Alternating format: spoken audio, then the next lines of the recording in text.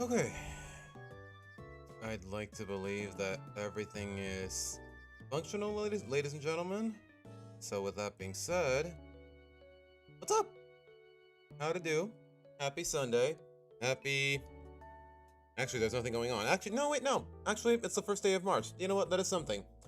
February is officially over. The month of love is officially over. I don't know what people really care about in March, other than, you know what? It's almost a spring solstice. That's something we're celebrating. As for St. Patrick's Day, I honestly, I really don't concern myself with it. At least, especially as a Mexican. But anyways, what's up, guys? Hello, Erica, Swamp, Boot, Tails, Official, APD. Erica, it's actually Gen 5 music, but I'll let it slide. I'll let it slide. I'm not that sensitive about it. Totally. No, I'm kidding. All right. So, like I implied yesterday, guys. Okay, first of all, some people are asking in chat, why am I starting stream so early? If I'm being honest, I just really felt like it, just cause, I don't know. I've been starting at yesterday I started around 3 p.m., a little later than that, actually. I've been starting around 2:30, and honestly, I've been a little too, it used to be that I always start at 1 o'clock, but honestly, I just got lazier and lazier as time went on, and hopefully I can change that. But on top of that, I want to have some free time to myself on my days off in the afternoons, to say the least. So, yeah, that's part of the reason we're starting early today. And other than that, though, guys, there is one thing I want to react to, and like I implied yesterday, I kind of want to check it out just to satiate my own curiosity, because apparently, I can't believe I'm saying this with a straight face. There is such a thing as a SpongeBob Broadway musical, and it got so prominent to where even freaking Shay Frillis made a review about it, or a critique, or whatever, and that's what we're gonna take a look at today. Other than that, though, I don't really have any more plans other than just doing more Green Star missions in Galaxy 2 and making more progress. Spring Equinox, is that the proper term for it? I kind of like that word, I'm not gonna lie. What are you all doing in my swamp, bro? I mean, okay, I get it. Because Mudkip, Swamper. Okay, I see what you did there. I see what you did there. The muds do be kipping, yeah. When she muds on my kid. Hey, yo, you know what? No, that did not sit right with me. I'm not gonna finish that sentence. But with that being said, though, guys, let me just come to think of it. Wow. Okay. No technical issues with making sure chat shows up on the layout. You know what? That's a dub. That's a dub. But with that being said, though, guys, let's take a look at why the SpongeBob musical is really good.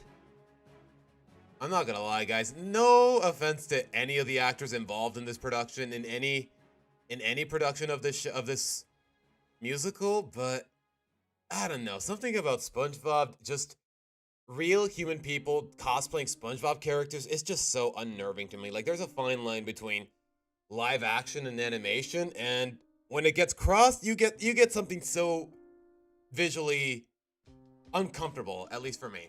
But alright, guys, let's get right into it, shall we? Is provided by Skillshare, the sponsor of today's video. I don't want to review Shrek the Musical today. It's so bad. Really? I knew there was a Shrek the Musical, but I was indifferent towards it. Let's review Good Musical instead. Tell you what, I'll review. To be honest, Boo did show me the opening song, and I don't know, I wasn't too sold on it. But then I also heard, apparently, Steven Tyler of Aerosmith is actually involved in the OST of this musical, and I was like, okay, it's gotta be good for something, so here we are, guys. Rest in peace, VOD speedrun, maybe, I don't know how it works with musicals. As long as I don't hear actual copyrighted music from the show itself, I think we'll be fine, and Shay Fearless is aware of that, Erica, more or less. Do the musical that aligns the closest to what Mario screams when he gets hit in Mario Kart Wii. Let's listen. I honestly have never heard that voice line before, and I did own Mario Kart Wii as a kid. Doesn't it sound like he says SpongeBob? Discuss. I thought he said mama. Okay, you know what, whatever. I'm not here for the logistics of it all. Anyway, I just do what the Mario says. SpongeBob the Musical, it is. This show took theater kids everywhere by storm and even got pretty good reviews from the stuffy Broadway elite. To my surprise, if I'm being honest, I have little to no association with Broadway, but that's still very surprising. That's still a very surprising notion. And as someone who falls somewhere in between... Wait, is that supposed to be Squidward? Is that supposed to be Patrick? I don't know how I feel about this, guys. I really don't. Excitable Theater Kid and Stuffy Broadway Elite. Yeah, I like this show. Yeah, he's basically both. Captures the energy of the original series so expertly and translates it into live action form way better than I expected it to. I think now is a great time to... Yeah, Swamp, it's more or less meant to be done satirically, and... Is that Sandy? Okay. You know what? I mean, Sandy's literally just a squirrel in a spacesuit. You can't screw that up too much, can you? Talk about what makes it so enjoyable, since in 5 years, everyone's gonna be sick of it. What do I think of the designs themselves? Are actually pretty gas. It's just the way they implemented the traditional behavior of the Pokemon that really bothered me. When it gets performed by every damn high school in the country. So let's get it. Has it? I mean, I don't know. It's been like 4 years, guys. I've more. It's been. This video got uploaded almost 5 years ago. Now that I'm looking at it, so yeah, I really. How have things turned out for this thing? It started. How have things worked out for this thing? Just genuinely curious. Spongebob musical is really good and stuff. Okay, that might get me copyrighted, so I'm just gonna skip it. Even the most minor sound effect guys might get copyright claims. So I really gotta. I'm really rocking through a minefield here. Most of the time, the songs are written by one person or a small group of people in a musical. As a result, these composers get to make their unified vision for the show's music a reality. Whether that be giving certain characters recurring leitmotifs over the course of the show, developing reprises for certain songs, and so on and so forth. If you want your show's music to feel unified and cohesive, it only makes sense to get one person or team to Don't they have like 20 different 10 people involved though? Do every song in the show. Not every show is like this. For instance, if you want your show to consist of popular music that barely fits the context of each scene, you can make a jukebox musical. Whatever happened to... That might get me copyrighted as well, guys. Like I said, I gotta be careful. Only two sorts of musicals we see. Original songs, all written by one person or a small group of people, or pre-existing songs that you plug into your show. SpongeBob defies both of these ideas and goes for the ballsiest possible option. It's all original music, save for a few songs lifted from the cartoon. However, every one of these original songs... You know what? How much you want to bet one of the songs in the soundtrack is Best Day Ever? Like, you know, surprisingly, I'd say it's kind of ironic that arguably the most iconic SpongeBob song is not from the golden age of the first 3 seasons. Like, honestly, that's so jarring to me, but at the same time, I'm not against it. Songs is written by a different composer. If a regular musical is a YouTube poop, SpongeBob is a YouTube poop collab. That sounds so...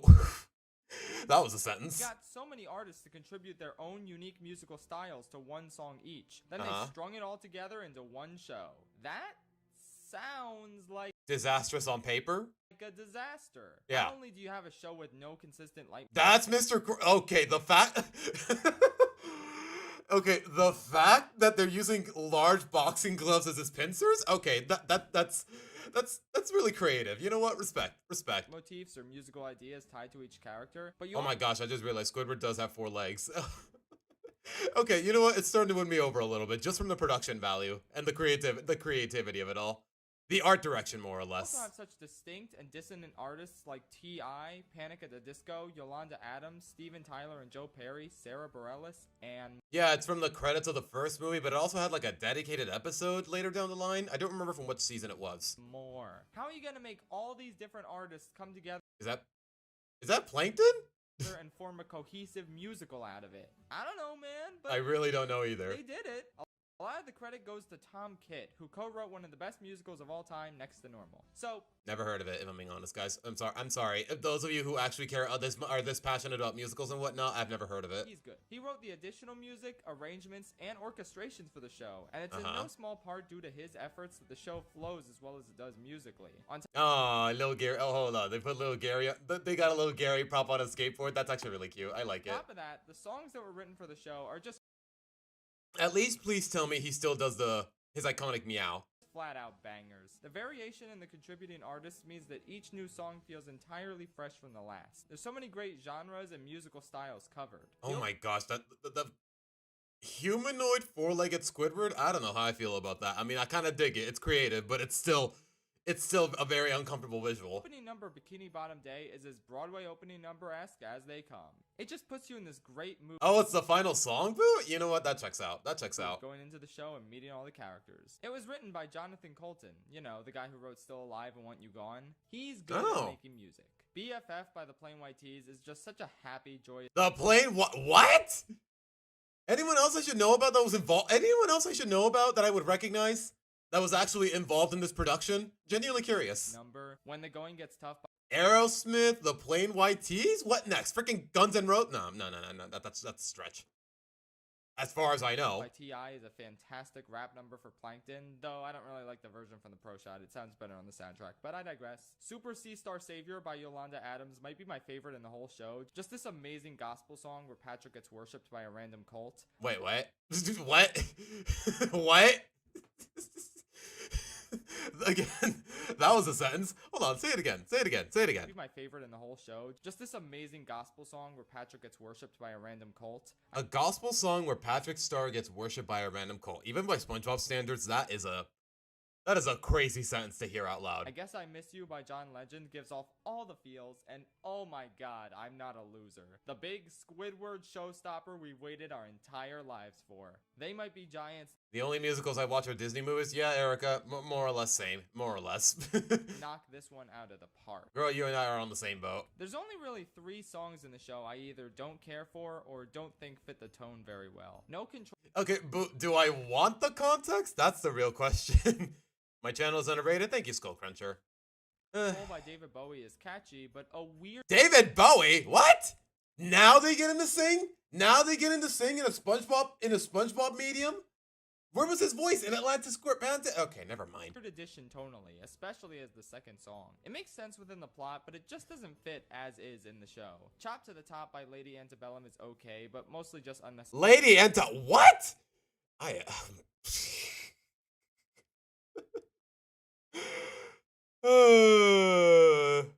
These feel like just random name drops rather than actual contributions from recognized artists, to be honest. Necessary filler, and why am I hearing all these names involved in it's so crazy, man.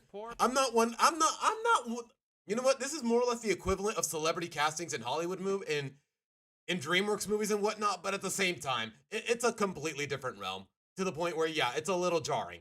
Pirates by Sarah Bareilles. Good idea for a song, but I just don't care for it. It's not particularly good music-wise and feels like a waste of time. Wow, James, seems like you don't like this or Our Lady of the Underground. Do you like any of the Act 2 openers? Yes, I do, idiot. Letters from Natasha Pierre and the Great Comet of 1812. The best Act 2 opener ever. Look it up. But yeah, I like the vast majority of songs in this show. They generally range from good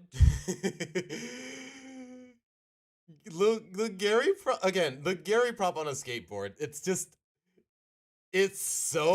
It feels so tacky, but at the same time, it just comes off as very charming, just at least in this context. Amazing. Plus, it's amazing that they work this well together at all. The show is mostly so cohesive, and while it's easy to tell that different artists wrote the songs, they nonetheless fit within the story and mostly don't feel out of place. Like this, I'd say that's kind of the beauty of SpongeBob. The plot could be about almost anything, whatever it wants, and released again, like I said, the first 3 seasons, the plot could be whatever it wants, and it would still be cohesive and charming.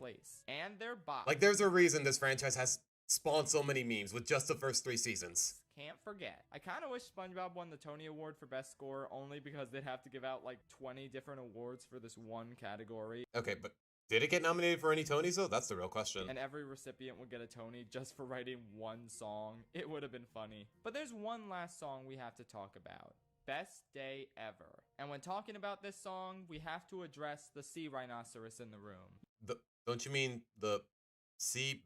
Okay, you know what? One or the other. Yes, this project was being produced during the 2010s, and it first released in 2016, long after the golden age of SpongeBob that ended with the first movie. Yes, Best Day Ever was not a good episode of SpongeBob, even... I don't know. I've never really put any thought into whether this is a good episode or not. By post-movie SpongeBob standards. Hell, the song isn't even anything that special. But, by God, they make it work in this musical. It actually made me cry a little bit, you guys. Wow. It's just this tremendous... Really?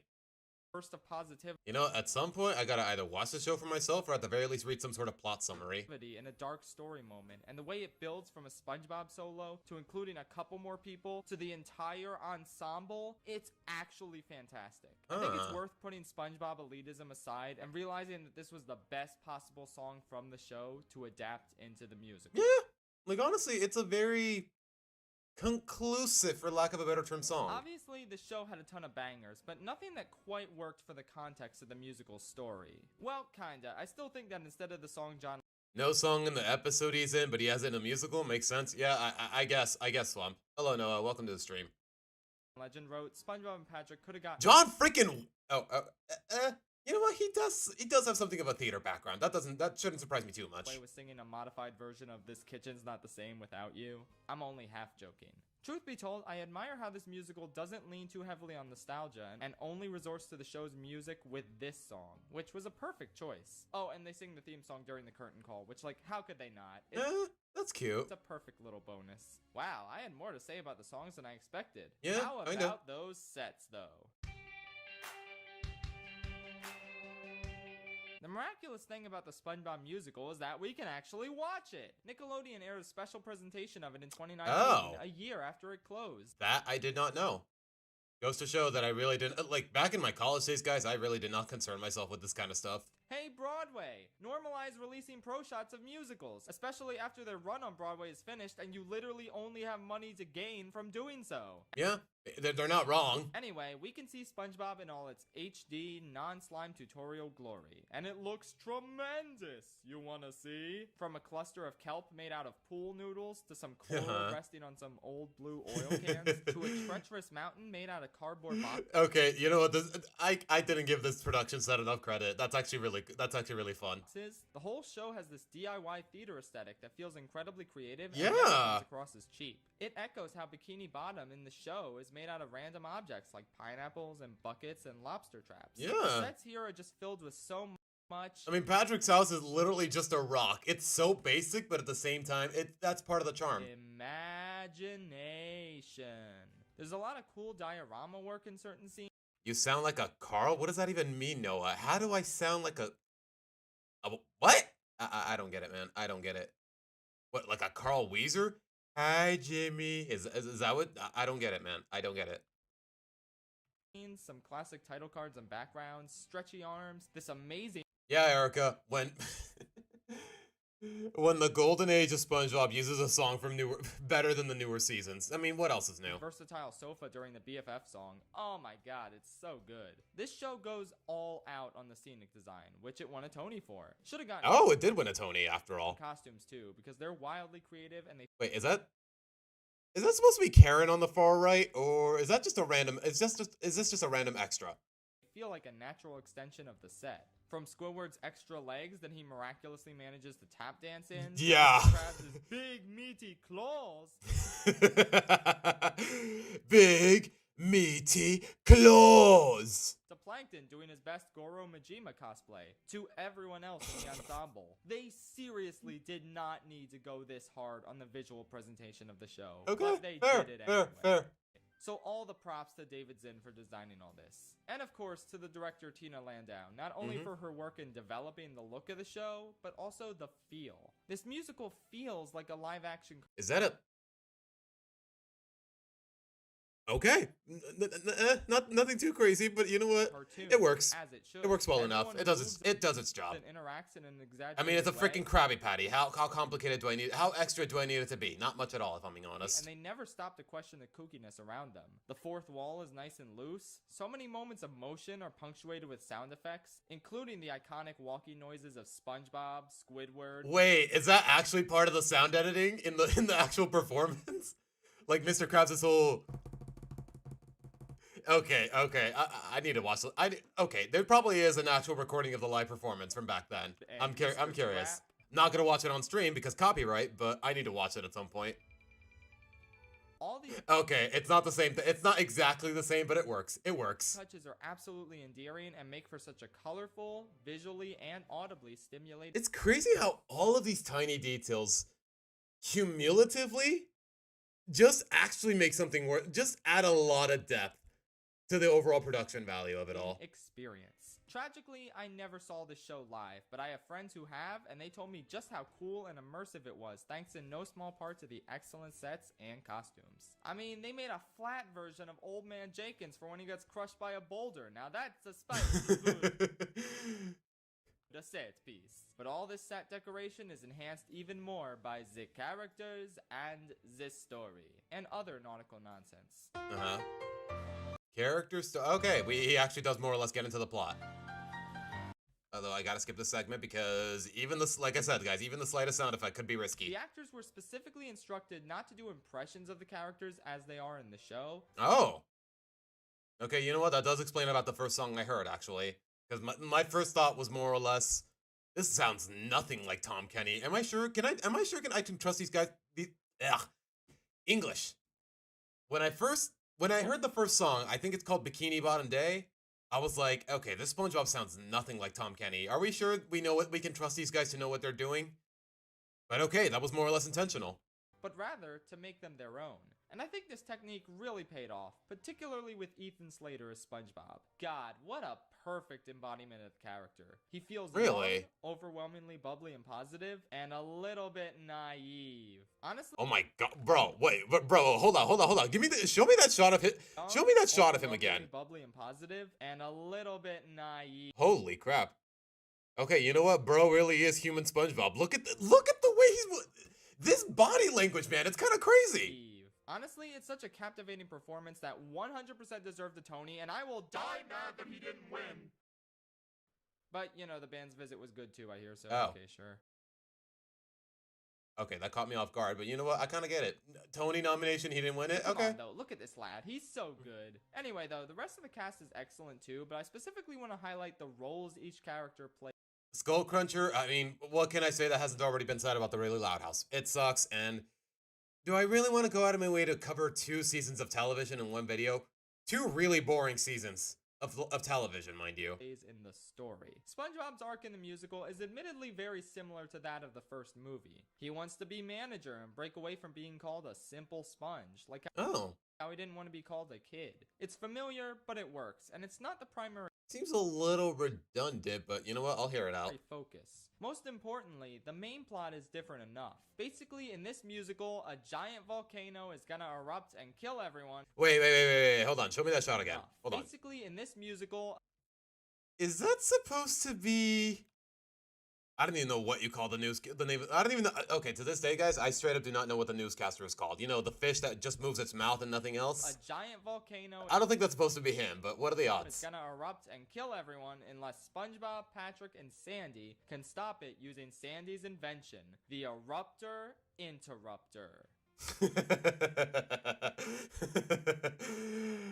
Do you get what she did there? I get it, man. She did like a thing. The ingenious bubble device. Don't touch. The plot is high stakes and different enough from all the show specials that it works really well, and it lets us spend more time with SpongeBob. The fact that even in a review of SpongeBob, he's still using SpongeBob sound effects, like what does that tell you? Bob, Patrick, and Sandy as a trio, which we don't get often enough. Most of the time, it's always... Okay, it's just Perch Perkins. Okay, it's not the other one. I forgot his name. SpongeBob and Patrick on another whirlwind... You know what? Hold on. Come to think of it, let me look it up. Name of newscaster in SpongeBob. The primary newscaster is the realistic fish head, sometimes referred to as Johnny Elaine? What? Who the heck calls him that? Okay, Google, what are you smoking, man? What the heck are you smoking, man? Who serves as the main photorealistic anchor. Okay, you know, I'm just gonna call him Fishhead, or Realistic Fishhead. RFH, how about that? Okay, that's all I needed to know. One big grand journey for SpongeBob and Patrick, while Sandy gets like 2 lines, I think. That's kind of lame. That's all, yeah, okay, the name really is that simple, Erica. Yes, Tracy, I discussed it in detail on yesterday's stream. I did watch Living the Dreamboat. Sure, with the movie. I mostly hated it. I'll leave it at that. Adding Sandy to the journey doesn't really fit, since it's all about SpongeBob and Patrick coming to terms with the fact that they like childish things, and you know, at the very least, she has a bigger role than she did in the movie. And it's okay to do so. And this doesn't apply to Sandy. Plus, when they get to Shell City, it's not like Sandy is gonna have a near-death experience because land. This is Yeah. where she thrives. You know what? You know what? When you take that into account, yeah, maybe it's best that she got cut. She had a very insignificant role in the movie. So whatever. Due to these She makes one appearance at first, and then for most of the movie, she's Plankton's slave, much like everybody else. circumstances, she's sadly not important to SpongeBob's big first movie. The Yeah. musical takes the opposite approach. It does Sandy so And it really has the opportunity to. right in a way that the show rarely does. She's pivotal to invent. Okay, question. I sincerely hope this doesn't get misconstrued in any way that might be insulting, but is the afro supposed to basically be Sandy's helmet? Question mark? Inventing the solution that'll stop the volcano and accompanying SpongeBob on the journey to save Bikini Bottom. Plus, they use her character as a way to combat bigotry and prejudice, which, yeah, makes perfect sense. Sandy is a land mammal living What's among my the seas. least favorite SpongeBob episode? From the Golden Age, I would say it's I'm with Stupid. Like, yeah, I laughed at it as when I was a kid, but as time went on, I really grew to hate it more and more. Creatures, and these simple fish folk are probably prone to lash out at an outsider in times of crisis. Is any of this subtle? The mayor said she'll handle it, and everyone knows you can always trust the government. Okay, they do have the SpongeBob squeaking sound at the very least. Oh god, no. It's a pretty pointed and blatant rebuttal of the US administration at the time, and it does come across as pretty heavy-handed. Yeah, theater kids yapping about the US government. What else is new? But I don't know, man. It's a good message regardless about how we should avoid prejudices and accept our differences. No, that is such a specific question. How would I know, man? And in 10 years, it'll probably feel less preachy. Guys, when I'm not actually discussing the Loud House, can we please stop asking me questions about the Loud House, please? While still being relevant and important. The idea that Sandy is an outsider to fish society was really only explored once in pre-movie SpongeBob. It's supposed to imitate her helmet? Oh, okay, yeah, I kind of got that impression. Just from the fact that the flower was still, she still had the little flower beret. SpongeBob in the episode Squirrel Jokes. I think that's a solid deconstruction of how edgy or racist comedy can warp people's perceptions over time. And Yeah, honestly, I never looked at it that way, but yeah, this is a much better allegory for those kinds of ideas. Now that I think about it, who would have thought? SpongeBob actually made a good allegory for prejudice and stereotyping and whatnot. And you know what? It's not even using any sort of African or vulnerable ethnicity, because when Sandy more or less embraces the jokes, she's more or less portrayed as a stereotypical Southerner. Now it's not quite as harmless as many people want to believe. Okay, you know what? Just when I think about it that way, yeah, Squirrel Jokes is pretty much now my top 10 SpongeBob episodes. That episode didn't really feel like it was pushing an agenda in the same way Sandy's plot in the musical does, but it's not a bad agenda to be pushed. I think the musical did Sandy well and made her character feel like more of a main character than the show does. Patrick is a goofy sidekick as always before he breaks up with SpongeBob to go lead a random cult that worships him. Okay, I gotta look into that. This is so ridiculous. This is so ridiculous in all the right ways. Sprung up out of nowhere. I don't get it, and they don't really go anywhere with this cult, but it's kind of fun.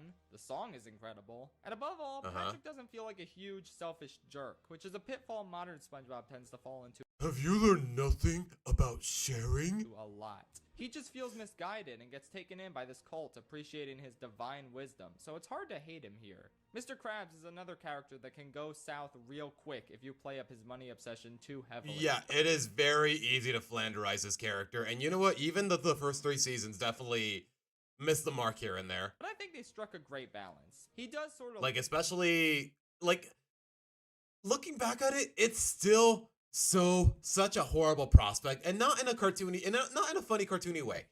Bro sold his most loyal employee to basically the undersea equivalent of Satan for 62 freaking cents, man. That is so messed up. Learn to appreciate his daughter Pearl over his money, and I enjoy their song a lot. They totally nailed Plankton, from his extreme pettiness to this weird yet hilarious sexual tension between him and Karen. Hey, yo, I mean, I know they're married more or less. Wait, hold on. Chat. Did Plankton straight up program Karen to marry him? Did he make the program? Did he create her himself? Probably. It's not weird. But even then, you know what? The less I think about it, the better. That the actor isn't tiny either. You understand that the characters see him as tiny, while you kind of forget that as you watch big Plankton on stage. His size doesn't matter. The character is still embodied tremendously well. Squidward standing on the sidelines the entire show. I'm sorry, those legs are so those extra legs are so distracting, but in all the right ways. For his big break, only to get one fantastic show-stopping Act 2 number. Bro, the fact that the back shoes are attached to the front ones, and I'm sorry, okay, whoever designed these costumes originally, give him a raise, give him a Tony, give him whatever. Holy crap, man. Absolutely amazing. I didn't need him to join SpongeBob on this epic journey. I needed the most likely to love Broadway SpongeBob character to get his big, incredible Broadway moment, even if it was all in his head. And bro, that moment when everyone stops singing in Best Day Ever and they all wait on Squidward to continue the number, and he actually does, love that. Yeah, sometimes you can't, even though I feel like it's been done more than once with Squidward, because y'all already know how long the show has been going on, but something about the grouchy dude just lightening up in the climax of the movie or at the conclusion, like, I don't know. It feels like good, if it's just natural character progression, at least when it's written well enough. Bro, I'm so glad they put it in. And Mrs. Puff is a heavy drinker, which, yeah, I can totally see that. Overall... Wait, what? Wait, okay, I was drifting a little bit. What the frick did he just say? Glad they put it in. And Mrs. Puff is a heavy drinker, which... Okay. Okay. I mean, what's the age rating on the show again? On this musical again? I want to say PG-13 at the okay. Yeah, I can totally. Yeah, I get it. I mean, you got one student who's failed your class God knows how many times. Yeah, she probably would resort to that. I just didn't think they would ever present that idea in any medium of this franchise. See that. Overall, the characters are extremely faithful, and the story... Okay, it's kelp shakes. It's not actual alcohol. It's not portrayed as actual alcohol. ...is a pretty good one. Though I think what holds the show back a bit is... Although, to be honest, I feel like anyone can make the connection. ...the way the story is paced. SpongeBob resolves to prove that he's not a simple sponge and save everyone from the volcano in the middle of Act 1. And then he just doesn't start the journey till Act 2. First, we gotta have Mr. Krabs and Pearl's number, another song about resolving to save the town with Patrick and Sandy this time, the aforementioned Patrick Star cult song, and an Act 1 closer about what's gonna happen tomorrow with this volcano threat. Bro, you could've just stopped the volcano today. I guess Sandy needed time to build her invention, but I don't... So I'm assuming it just drags on for a little while. I don't know, just write that out. Hold on, show me that frame again. Today. I guess Sandy needed time to build her invention, but I don't know, just write that out. Who put you on the planet? Get the journey going sooner, since the back half of Act 1, while fun, feels like we're just waiting for the main plot to start. This structural issue is my biggest problem with the musical, and I don't think it would have been too difficult to fix it. All the songs can stay where they are, just start to trek up the volcano after Hero is my middle name, and make Plankton more of an active threat. Also, the show could have been funnier, especially considering it derives from what was formerly one of the funniest cartoons ever. Is mayonnaise an instrument? A lot of the jokes feel like Season 4 SpongeBob. Not bad, but really? not incredible like the first 3 seasons. Huh. When he puts it that way, it kind of does detract me a little, I'm not gonna lie. Also, I am immensely disappointed that they never made a "we should take Bikini Bottom and push it somewhere else" reference. I feel like most of the humor from that one meme / joke, it's really just owed to Bill Fagerbach's performance as Patrick. We should take Bikini Bottom and push it somewhere else. Push!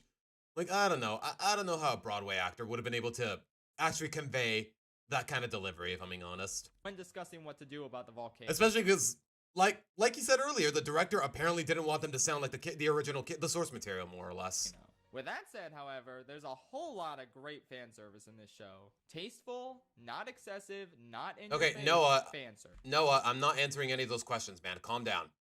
Tone it down a little, or I'm gonna time you out. Let us discuss that now. Fan service ahoy. SpongeBob's very first... Wait, it even has a DVD? That I did not know either. First line in the musical is "Good morning world and all who inhabit it." And as soon as he said that, I knew I was in for a great time. This music That's all it took, homie? Musical sprinkles in a ton of great classic lines from the first 3 seasons of the show in ways Uh-huh. that fit in naturally and don't feel overly frequent. It knows exactly what kind of fan service we want, but also knows how to be restrained when delivering it. Mr. Krabs and Plankton swear at each other using dolphin noises. Okay, that I need to see at some point. That I need to see it. No, the same ones I use when I say stuff like fucking top knocker. There's a my leg Wait a minute, Hobknocker. joke at one point. Patrick asks if Guys, quick question. Every time I lay out, I put a swear somewhere in my videos, I basically just use the PewDiePie swear censor sound. Should I go back to using the dolphin sound, or should I stick to what I know now? Either the or should I go back to the dolphin sound? I'm legitimately curious which one you guys prefer. I'm cool with either. mayonnaise is an instrument. Plankton admires a lemon. No, Patrick, mayonnaise is not an instrument. Horseradish is not an instrument either. Scented plan of his, and there's a few other references here and there. Lemon Okay, you know what? These writers, they did their homework more or less, if this is what they're doing. You can discover for yourself. Lines like these really give off the sense that the creators cared about us classic fans of SpongeBob, and it's much appreciated. Hi Pixel, welcome to the stream. Now, Tom Kenny pre-recorded lines as the French narrator for the Broadway show, but in the filmed version that aired on Nickelodeon, they actually got him to appear as Patchy the Pirate. Oh! That's really cool, seeing him live on stage performing. It Okay. warmed my heart a little bit. I don't know, man, I got a little emotional watching this show. Not just because of the show itself, but more so because of what it represents. I mean, we all love SpongeBob, and when you see a live-action adaptation get everything so right in terms of adapting the original animated series, Or at the very least, it's nailing it well enough with its own style. At least from my perception. just makes you so happy, because this just doesn't happen. Live action remakes usually suck the joy and life out of everything. They turn classic expressive Disney movies into drab, poorly filmed, sometimes horrifying exercises in boredom. Yeah. They turn perfectly plotted epics like Avatar: The Last Airbender into embarrassing, tonally flat nightmares. Okay, to be honest though, I think that's mostly up to the director and not. Okay, you know what? What am I saying? The writing was also bad. They turn a brilliant subversion of the Disney formula like Shrek into a boring, basic, wannabe Disney show that misses the entire fucking point of the original film. Yeah.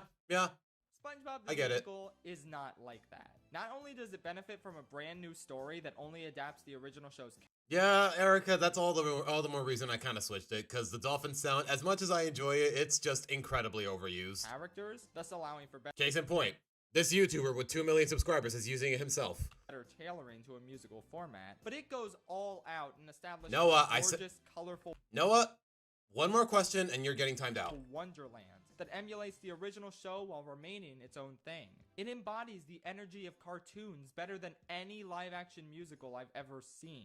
Is it the deepest or the funniest musical out The dolphin sound would work better? Oh, okay, now you guys got me conflicted.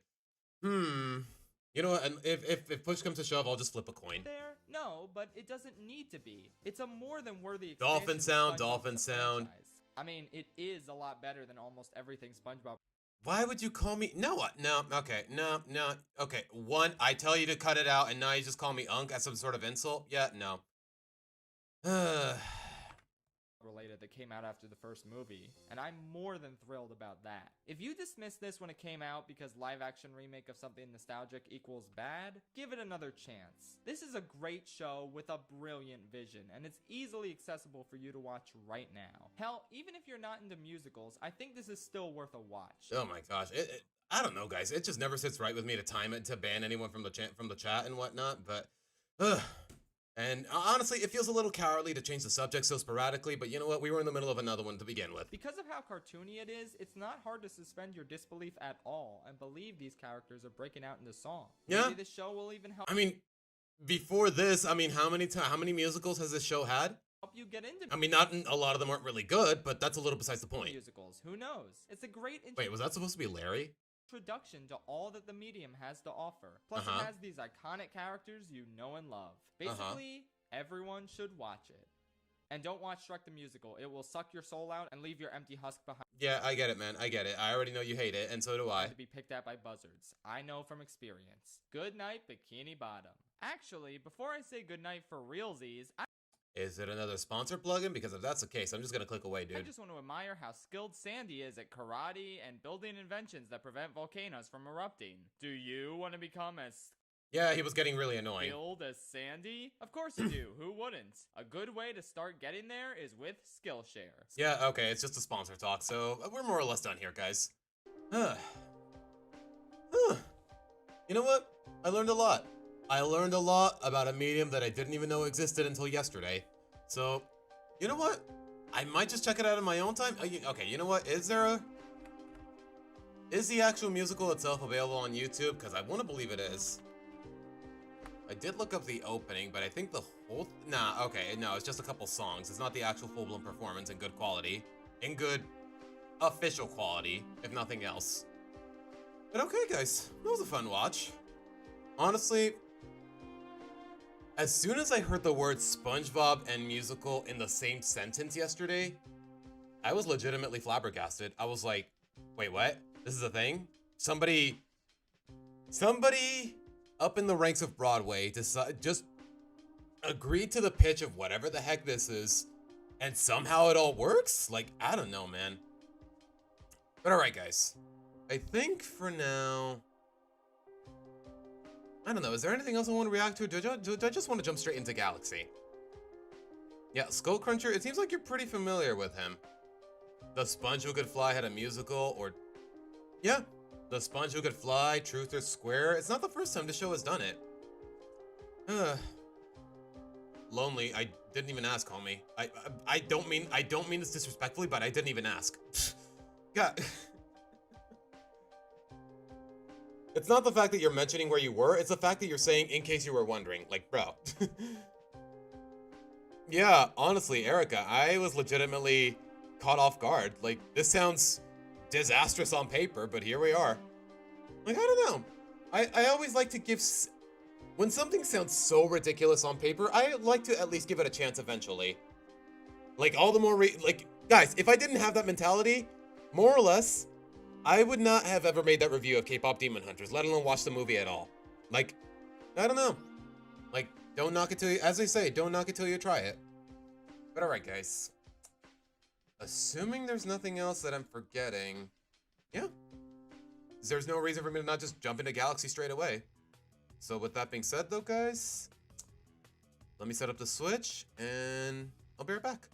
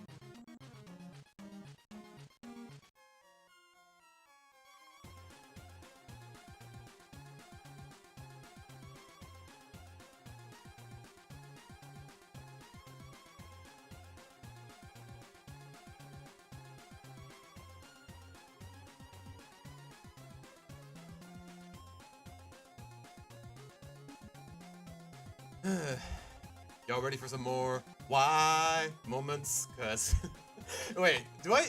Oh crap! Wait, I just realized I don't even have. You know what? I would show you guys exactly what I'm talking about, but the fact of the matter is, I did try. Guys, TLDR. Y'all remember yesterday how we were talking about just editing the Y from YMCA into all my deaths from the stream yesterday? I did more or less do a little bit of that, but when I tried uploading the edit to Discord, apparently it was too big. It was like 30 seconds long. So, you know what? Hopefully I can compress it at some point, but guys, for now, if you know, for now it's just a matter of if you know, you know. I sent a video which contains a loud house being ruined by AI, and it's an absolute fever dream. Swamp, anything generated by AI usually is exactly just that. Something you just don't feel like was concocted by a real person. Which is why people hate AI so much in the grand scheme of things. But with that being said though, ladies and gents. Wait, I just realized I'm in the wrong tab.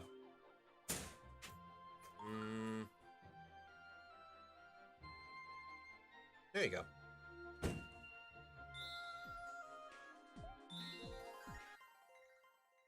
Is it a YTP level of fever dream? Okay, you know what? I guess there is a good type of fever dream, but no. Probably not. You know what? I haven't seen it yet, so you know what? Just ask Swamp. Which I'm guessing you were already, so why am I talking?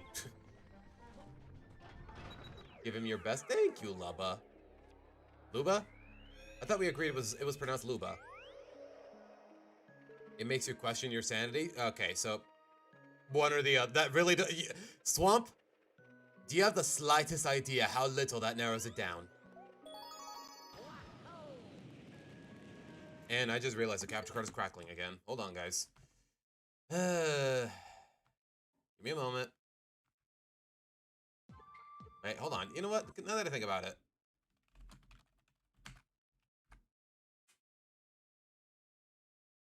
Cue the music. You know what? I think this is more or less my go-to technical difficulties music, now that I think about it. And you know what? I'm okay with that. It's still a banger. Peak elevator music.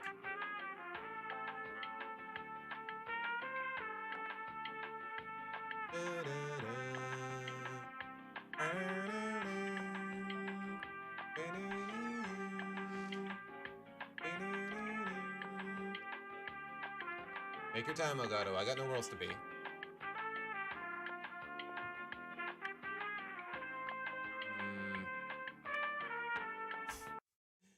Chat, let me ask you this. Do you know where that music is from? Just you know what? Maybe don't answer that. I was more or less being rhetorical, but if you know, don't be afraid to say it. Because for those of you that don't know the answer, it might be a little surprising.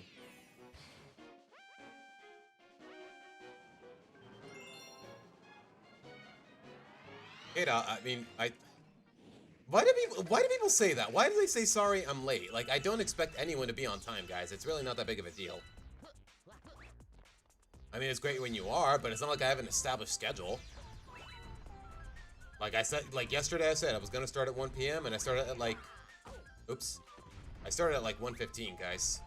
So there's really no reason to apologize for a lack of punctuality. At least if you ask me.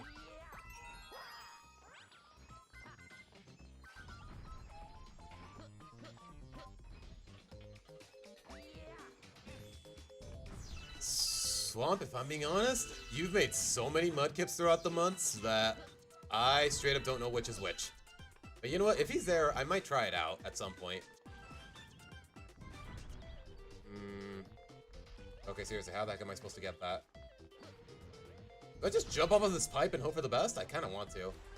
You know what? No. I'm not that crazy.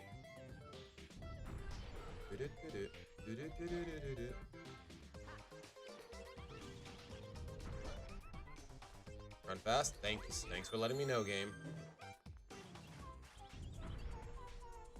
You just say you're late? Yeah. Like, you guys straight up don't have to apologize. It's a freaking... I'm just a rando playing video games on camera for the entertainment of myself and maybe a couple people. Like, it's not a classroom, it's not your job. Like, seriously, guys, you don't have to apologize. Like, what am I gonna do? Charge you a fine? Kinda wish I could, but you know what? No. I'm not that greedy.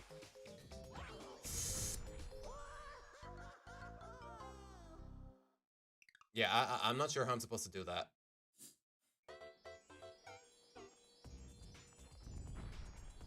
No, but at the very least I get the checkpoint, but... Hold on. I got in too late there. Hey, yo, don't quote that out of context. Okay. Okay. It's not as complicated as I made it out to be. Why? Oh my goodness, man. You know, the more I use it, the more that song is going to be etched in my memory, which is saying something because that song was already a classic. Where's the next one, though? That's the real question.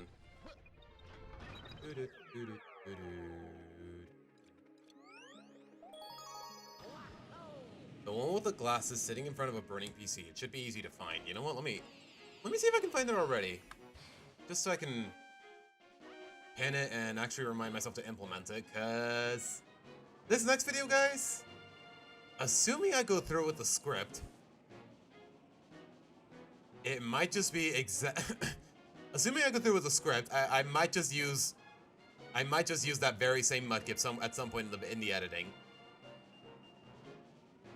Okay, I am gonna be scrolling for a while. You know what? What if I just type mudkip on the search bar? Will that help? 404?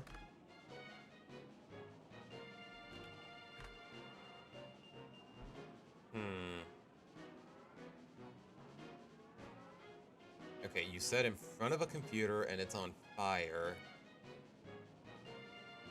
And I'm assuming it's in the art tab somewhere.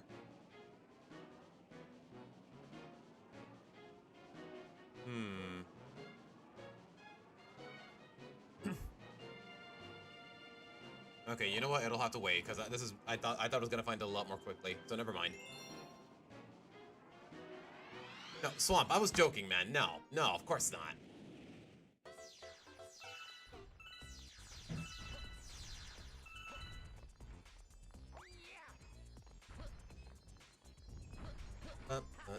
Wait, where the heck is it? Okay, you know what? I'm guessing it's somewhere past the launch. The next one is somewhere past the launch star. Or at least it will be. Or maybe it's already there. Dun dun dun. I don't know where I was going with that joke. That was dumb. Even by my standards, that was just dumb. Yeah, that would help, Swamp. Thank you.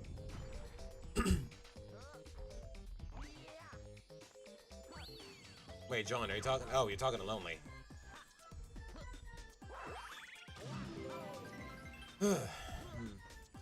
Oh! Simple enough, I think. Okay, maybe not as simple as I thought. Simple. Ow! Okay, I have to jump on the shell. I can't jump on their heads.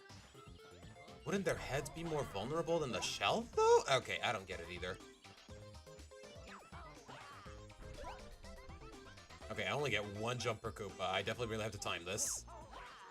Ow! There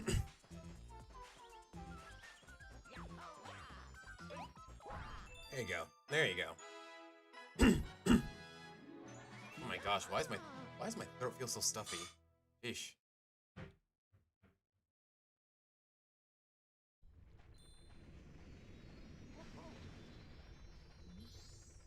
His name is Victor? You know what? Let me see if I remember this.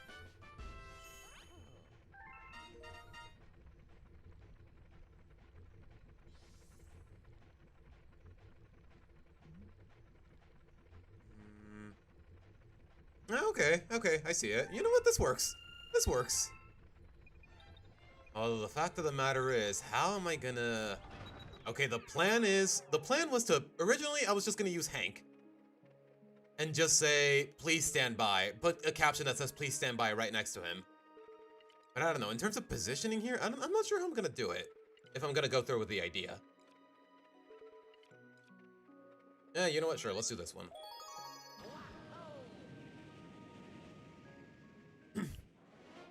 Hello, Bruce 2. Welcome to the stream.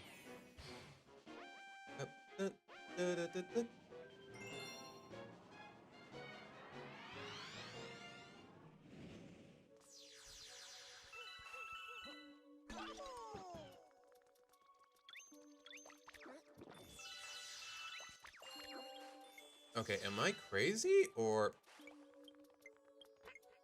Yeah, I hear it already. Okay, I'm not crazy. Do I just wait for the fruit to wear off and take a leap of faith? That seems like it. Nope. Why? MCA. Stop. You know what? It could be worse. At least I get to keep the star bits. At least I get to keep the star bits.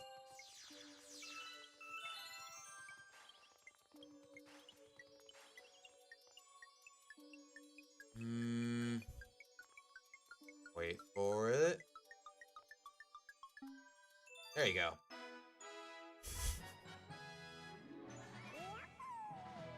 That was the most extra Y I have ever pronounced in the history of Ys. Why? Why? Why? Why? Y. Okay, that was me saying Y in Spanish. Never mind.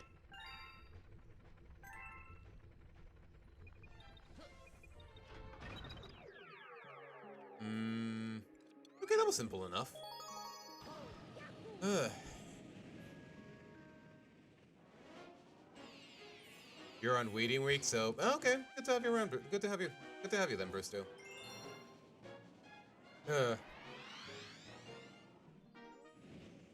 Wait, when does Knuckles actually say that, K-Dot?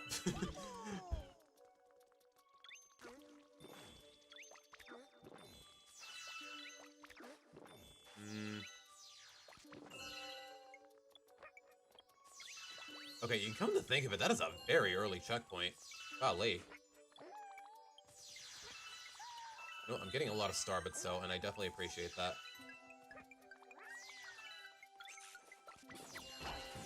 Once again, Yoshi getting sexually harassed for whatever reason. That sounds so messed up out of context. That's essentially what happened. That pig thing or whatever is literally forcing Yoshi to make out with it.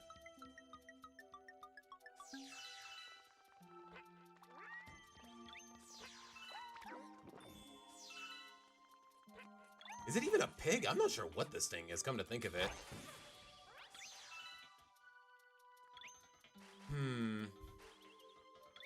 Okay, so far I don't hear the gleaming, so I'm guessing we're on the right track.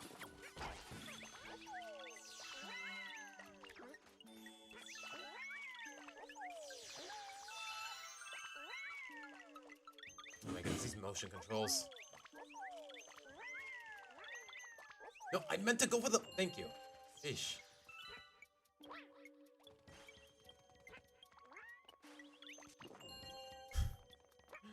Boo, I was thinking more so along the lines of sweet dreams are made of these. Okay, but you know what? That works too.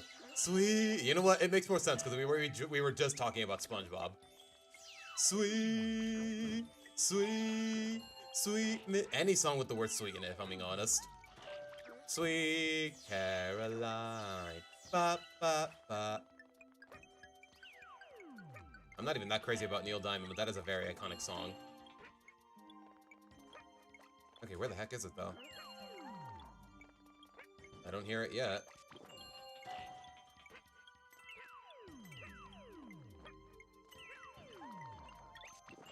I did not mean to do that. What the...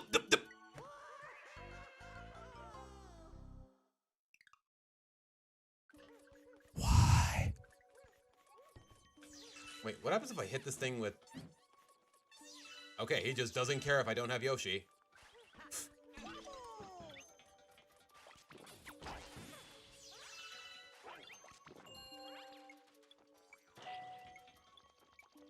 I mean, Sora, honestly, I've been low-key obsessed with it ever since I heard it in X-Men Apocalypse, I'm not gonna lie. Like, I'm not gonna pretend I'm some sort of cultured intellectual who recognizes classic songs and whatnot. Like, the first time I heard it was in X-Men Apocalypse, and you know what? It stuck. It's been stuck with me ever since.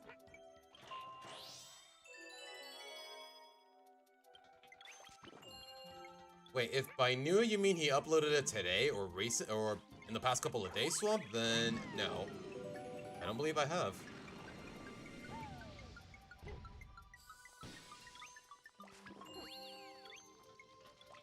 Okay. Where the heck is it? How much do I want to bet it's like behind the cake or whatever?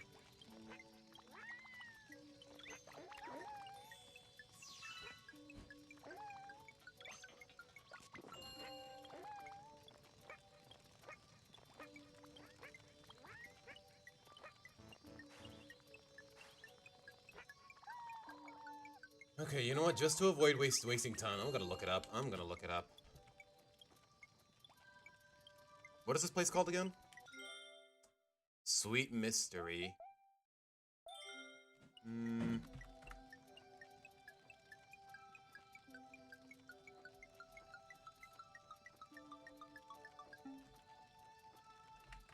I love how the first search result is literally just Green Star 2. Okay, I guess I'm not the only one who struggled with this.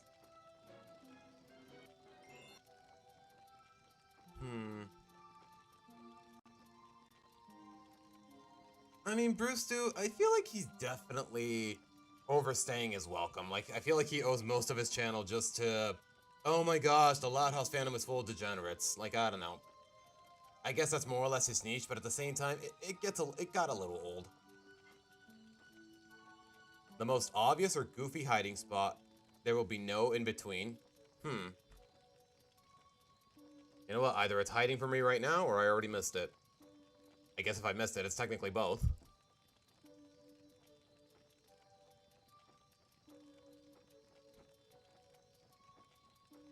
I want to say I already missed it, but I'm not gonna leave until I know for sure, until I can confirm that.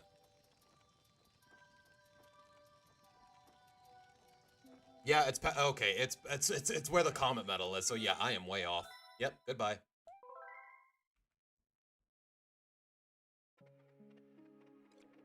Were we voting for Nick Allstar? You know what? I'm gonna boot on that one. I almost don't care, cause I don't know. The sequel was so forgettable in so many ways. All the supers feel botched. Like the mechanics were pretty uninspired. Like I don't know. I don't think we need an All-Star 3, if I'm being honest. I guess there was some decent novelty, but other than that, yeah, I really don't care.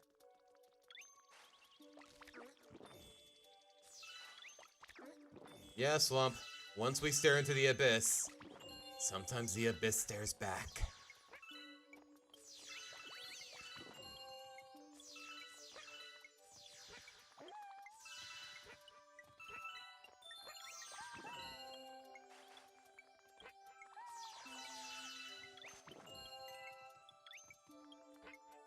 Yeah, I completely missed it.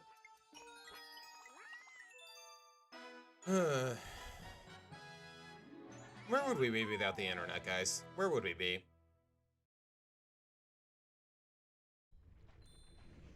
Yeah, like, honestly, I know a lot of studios are really insistent on having a whole trilogy, but to be honest, you know what, just let it go in peace. It's really all I can say.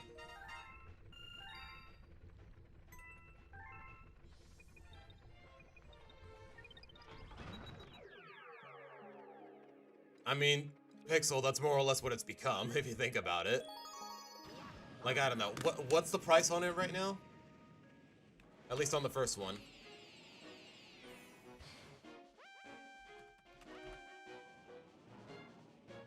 $10.51, $121, $11.06, according to PriceCharting.com. $13.95, yikes. For a full-blown Nintendo Switch game, you'd expect at least 30 or 40, but yikes, man. It more or less has become shovelware the more I think about it. Kind of a shame, because I don't know, something about something about Nickelodeon characters, let alone the Loud House characters in a fighting game, it sounded fun on paper. Like, I don't know, if I cared about it back in the day, I definitely would have been a Lincoln main.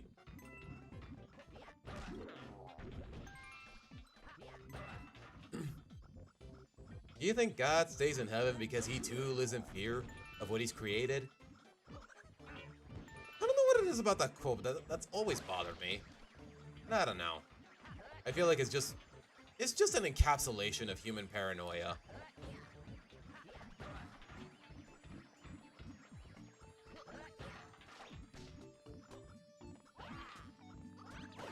Thank you. Wait, I just realized. Wait, I almost forgot. Where the heck am I going? I hear the green star, but I have no idea where it is. I swear to everything, if it's on these roof...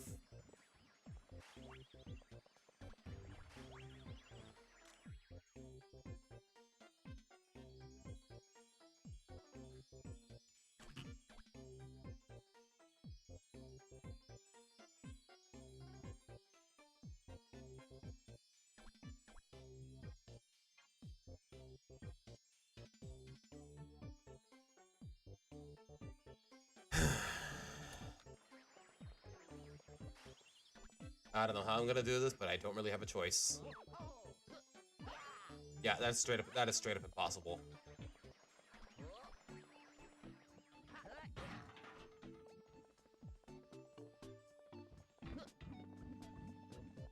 I have no idea what I'm doing here.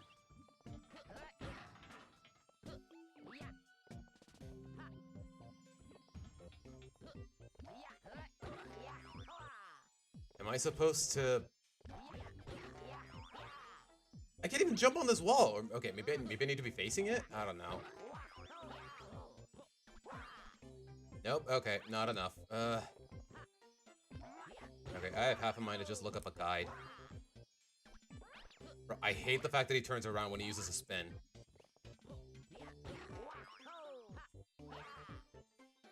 Oh, gosh.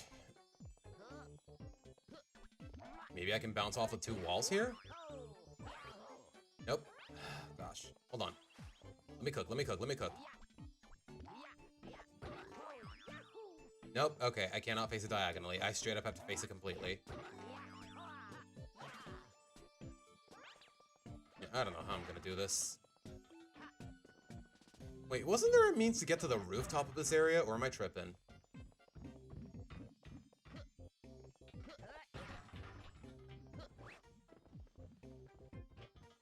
Yeah, it was so bare bones. Like, the soundtrack was nothing special. Like, I don't know, it just doesn't have the heart that Sakurai put into Smash. Like, actually implementing music from the source material and whatnot. Okay, I'm guessing it's too late to turn around. No, wait, I gotta, I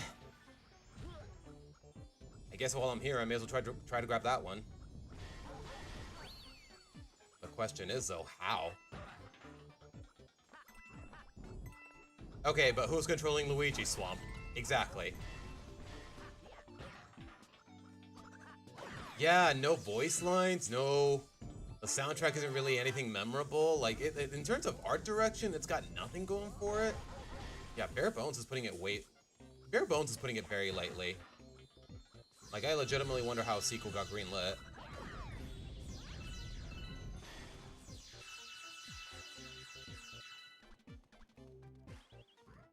No, don't do that. No, let me go, please.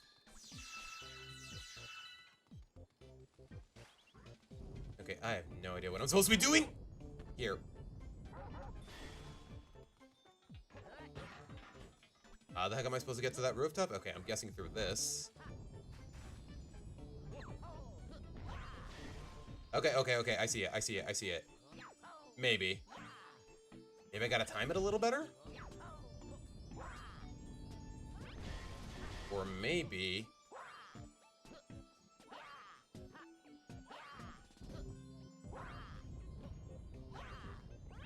No, it just shoves me right back down. Okay.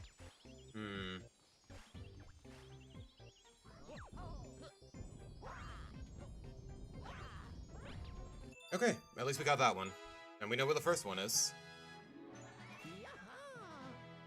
When the is a Bella? That doesn't really have a ring to it. No, it works. It feels a little forced, but you know what? It works, Swamp. That might just be the next stream title. I'm not gonna lie, guys. Because y'all already know, Isabella's my homegirl.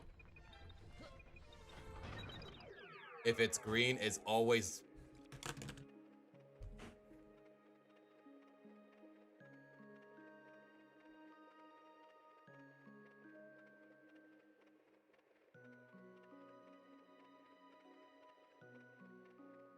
No, I don't need that. No. It could have been a lot more groan-inducing, but no. You guys. The upside down screen is so headache inducing, you think so? I think this is one of the few games that actually handles it well enough. Unlike, coincidentally, another Mario game that you guys have probably never heard about. Technically not even a Mario game. Y'all ever heard of Yoshi Topsy-Turvy? Yes, that's actually the name of the game, by the way. Like, in terms of visuals, in terms of upside down visuals, for lack of a better term, like, I don't know, it really struggled. Okay. Just find the launch star, but don't take it. Hopefully that'll make things easier. Ow.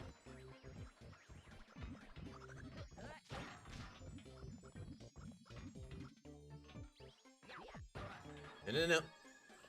There you go. Okay. Wasn't as complicated as I thought.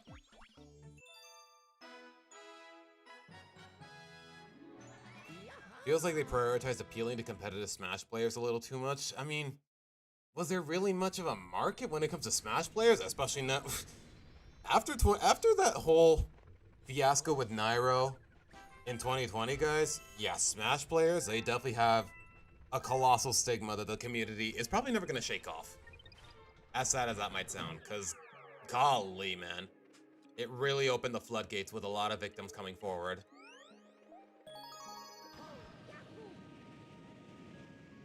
Ugh. The real question is, though, where the heck is the third one? Is that one? I don't think we've seen it yet. You know, for all I know, the cutscene will give it away.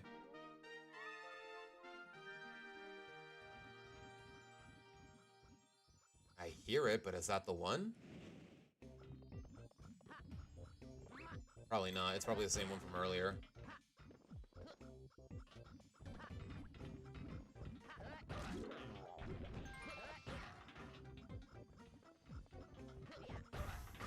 Ow.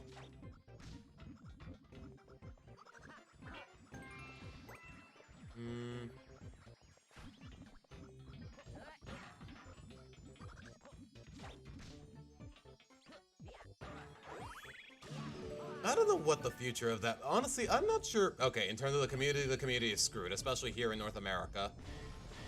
But in terms of the franchise itself? Like, honestly, how do you, I mean, their latest game is called Ultimate, and their DLC, their line of DLC, it lasted for like, what, 2 years? No, 3 years. Okay, when did Swear get announced? Was it 2021? All I know is, how do you go beyond Ultimate? Like, what are you gonna call the next one? Like, do we need a next one? I don't think we do. I'm not sure what to make of it. We have like what, 86 different characters in Ultimate if you count all the DLC and the Echo Fighters? Like, I don't know, man. At what point can he just are developers just gonna go out of the way to just say stop? Just no more. Just let the franchise rest. They lose to showers, deodorant, the age of consent, Pixel. There's a lot of things that Smash players lose to. Smash Bros. Beyond. I mean, I don't hate it, but at the same time, it feels kind of forced. Can't go. Everyone is here. Yeah. I mean, they already were. I mean, that was the whole selling point of the last one, isn't it? Everyone is here. Snake made it back. Wolf made it back. No one got cut. We got the most popular. We got the most wanted character in the history of the game, which was Sora.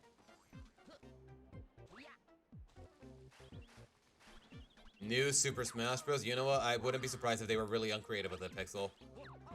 I mean, what was the fourth one called exactly? Just Smash for Wii U. That's it. Yeah, good luck being taken seriously in the industry with that kind of name. Like, what next? Bloodborne for PS5. Or whatever. Okay, I have no idea where I'm supposed to be going here.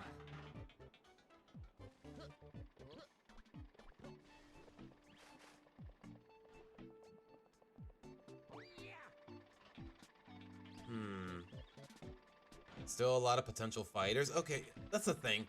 I feel like the whole third-party shtick, it's definitely overstayed its welcome. Like, I don't know. I feel like one gripe I have with the DLC is that it was mostly just third-party characters rather than someone from a pre-existing franchise. I said mostly. I appreciate characters like Pyra and Mythra and whatnot, but like how many of the Battle Pass characters were not even from Nintendo games? They were from like Square Enix or whatever. Dragon Quest, Kingdom Hearts, another Final Fantasy character, freaking Tekken. Like, I don't know, just show more characters from Nintendo properties.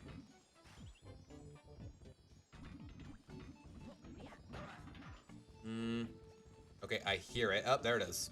You know, let me get these guys out of the way first. These... What type of donut is it called again? Yeah, Cloud and Sephiroth. Okay, to be fair, Sephiroth is way too iconic of a villain to where, yeah, I completely welcome the notion. Okay, how the heck am I supposed to reach that, though?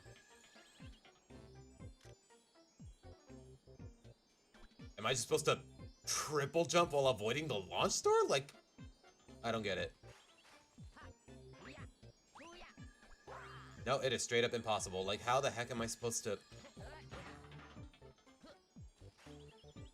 Oh, wait. No. Please no. Please no. Long Johns, there you go. Please no. How the heck am I supposed to angle this? You know what? No, screw it. I'm looking up a guide. I'm looking up a guide just for the camera, just to get the right camera angle. I'm looking up a guide. Screw that.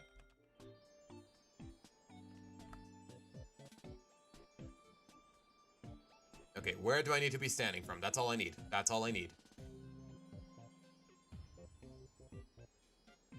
Because, yeah, I'm not about to get myself killed just because the game isn't any more clear. Face away from the corner diagonally and backwards jump to get the power. Wait.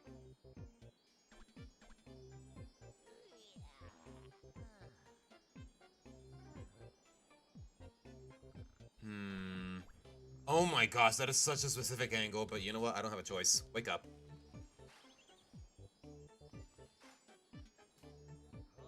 Steady. Okay, it worked. Woo! No, boo, put the Y away. Put the Y's away.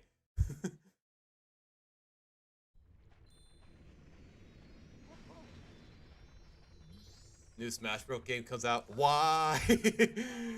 Yeah, that was me with the Phineas and Ferb reboot. But to be fair, though, it was still a really good... No, okay, not reboot, revival, as people have come to go out of the way to correct me. Actually, Seabash, it's not a reboot, it's a revival. Get your facts straight. Like, guys, get over yourselves. I got like 3 different comments in that video saying, hey, it's not a reboot, it's a revival. Like, I really do not care about the semantics, guys. Like, I don't know a lot of people that should.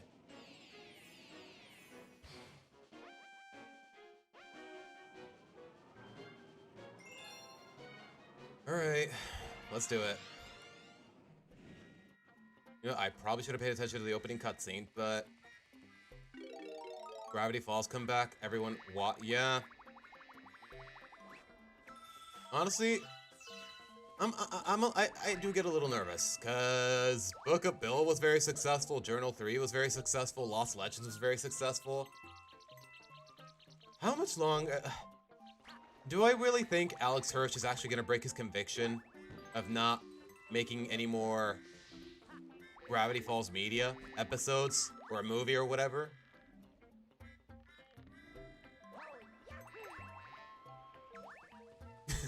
Boo, you actually have.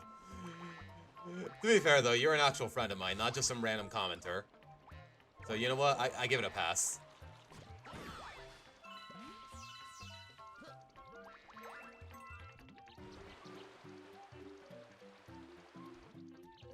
Evie, you stop. Sort of stop. Evie, you must be Luigi. Okay, has he ever actually said that? Evie, you pick Wario.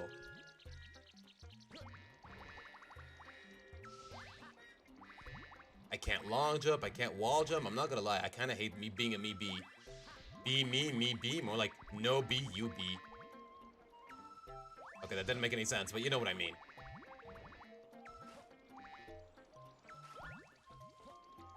Is that the green one I got last time? Yeah, it was behind the balloon, I remember. Where's the next one, though, then? Don't touch it. Don't touch it.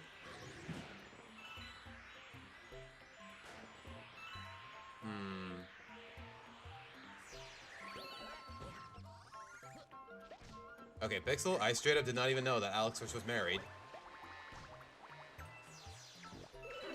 You know, with how afraid he was of giving Mabel a definitive love interest, I kind of assumed that he wasn't married either, or in a relationship himself, but you know what? It's not like I actually pry into his personal life. Let alone him discussing it on social media.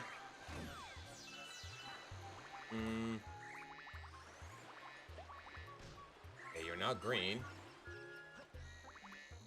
You like... Okay, somebody should make an edit of that. B. Luigi just saying, you like jazz to Daisy. I'm telling you, man, Luigi and Daisy, it is such a... Would I say underrated? No, not underrated, just a unexplored dynamic, because when they get it right, they get it right. Like Daisy's winning cutscene, like when Daisy wins a tournament, like every character, when they win a tournament in Mario Tennis, they get like a special dedicated cutscene of them winning the trophy. And Daisy just straight up goes to Luigi and says, hey, sweetie, like, I don't know. These kinds of details, man, I wish we got more of it.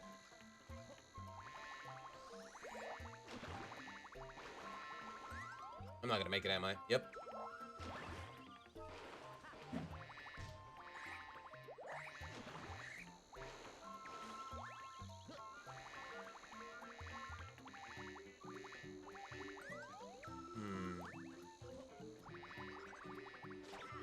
I don't hear any glimmering yet.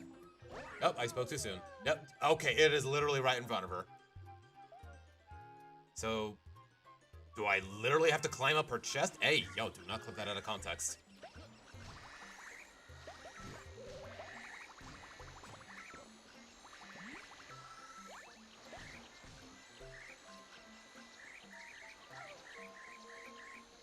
This is so wrong on so many levels, but hey, what are you gonna do?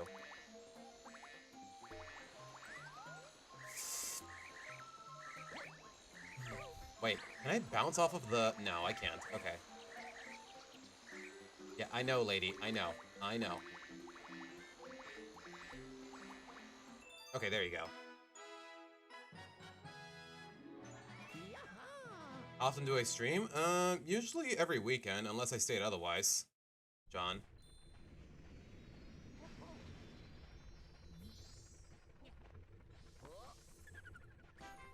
Get his wife to write it this time, you'll get Owl House type writing, and honestly, Pixel, it wouldn't surprise me. Yeah, honestly, Gravity Falls, when it comes to narrative-driven Disney shows, yeah, Gravity Falls was lightning in a jar. Amphibia's a close second, but the Owl House, man, yeah, no, I'd never want to stomach anything along those lines again.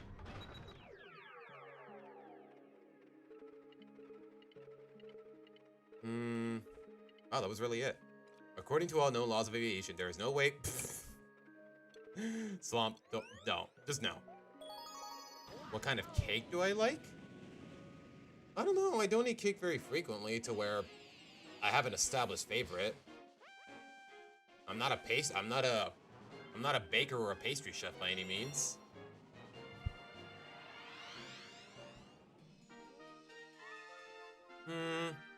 Maybe red velvet? I don't know, man. Like, I don't know. Like I said.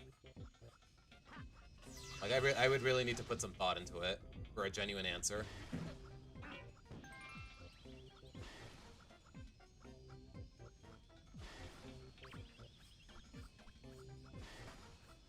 Hold on. Okay, before I do what I do, guys.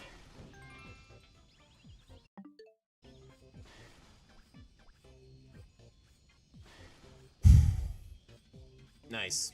Just nice. What do I do for a living? I do document control for a factory. I do document and label control for a factory. Excuse me. Backflip. Backflip. Okay. I guess I need to spin jump sooner. Bro, I'm telling you, man. It's life or death when it comes to these things. Yeah, that's what people mostly care about, unfortunately. Like, seriously. From what I've gathered, the best episode of Season 2, from what people told me, the one about Ida and Rain, and the biggest take I saw on Twitter was, Oh, Rain is non-binary. That's so cool. Like, are you freaking kidding me, man? I'm telling you. Its messaging is inconsistent. The world building is uninspired. It rips off a lot of messaging from other great Disney shows.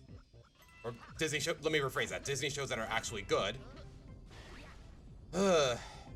Yet somehow it's heralded as the magnum opus of Disney. Yeah, you totally got canceled because homophobes or whatever.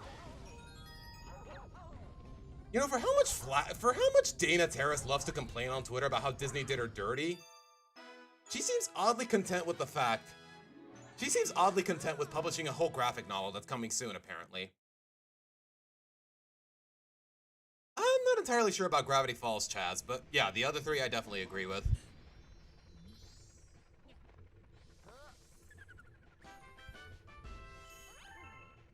Why? Okay, I did die once. You know what? That's warranted. It's more fun to spell it with a bunch of repeats of the letter Y rather than just spelling the word Y.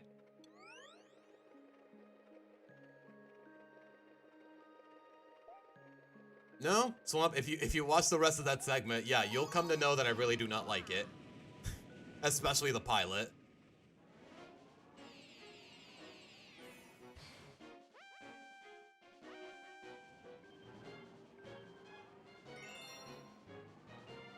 Yeah, every now and again you'll catch Dana yapping about ragging on Disney in some way, even though they basically paid her bills and put her name on the map. Wait, where am I going now? Okay, we're not going that way, I know that much. Okay, I kinda am, now that I think about it, but get these things out of the way first.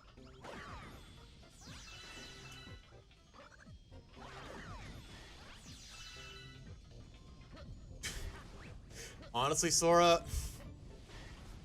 it's funny that you mentioned that because honestly, King, he had potential to be a decent character, but honestly, the cat, he is just whoa.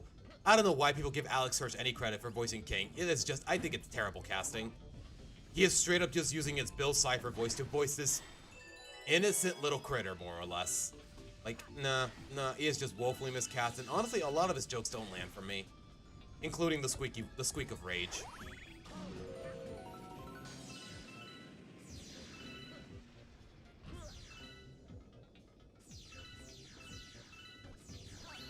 Yeah, totally not projecting your grudges, Dana, with Knights of Guinevere. Totally. I swear, man, the only thing more frustrating than some of Disney's inhumane practices is the people complaining about it that actually got the chance to work with them. Wait, is this... Okay. Speaking of memes, let's go gambling! Aw, dang it. Aw, dang it. Aw, dang it. Actually, no, you know what? This means Starbits.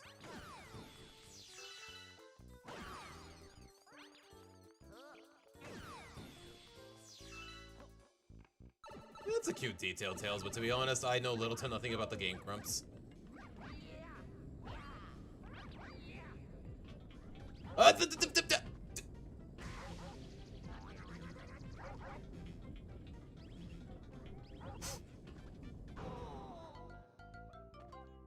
Okay, stuff happens when Luigi is too slippery. Why?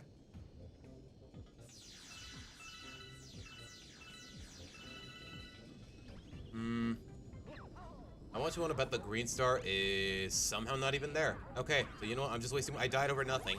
I thought it was gonna be past the chain shops up in that platform, but I was wrong.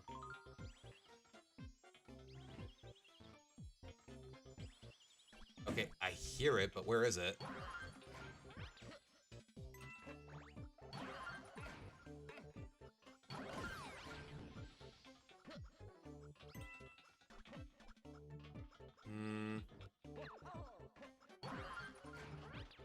Hold on. Let me cook. Ooh, biddies. Nice. Okay, nothing too complicated.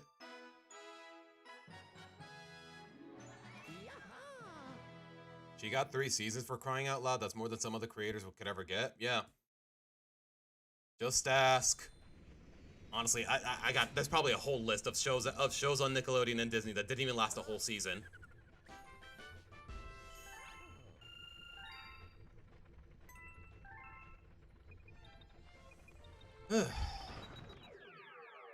Yeah, it's spelled Aaron with an I, not A-A-R-O-N, like most Aarons. Honestly, I've always thought the Owl House was overrated. I mean, I gave it a chance. I watched the first episode on Disney Plus, and then before the episode was even done, I was like, no, this is dumb. This messaging is awful. These ideas are awful. The allegory is way too on the nose about it. The messaging is preachy. I hated everything about it, if I'm being honest.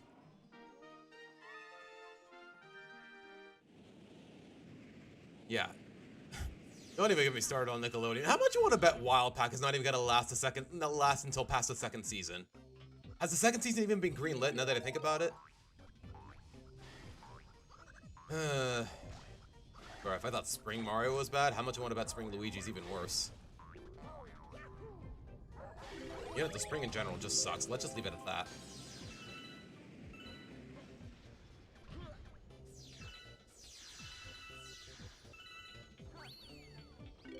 Yeah, honestly, I've heard nothing but praises of Glitch Text, and it didn't even last a season. They canned it after one season. Oh, if I'm being honest, guys, I watched like the first 5 minutes of the pilot, and it left a really bad impression on me with its humor. I'm tech support. Like, I don't know. I thought it was kind of dumb. Wait for it. Oh my gosh, it shoved me as it was spawning. Are you kidding me? Yes. Steady. I hate this. All these measures I'm taking just to avoid these little... But nope, chomps. Okay. Glad I stopped myself there.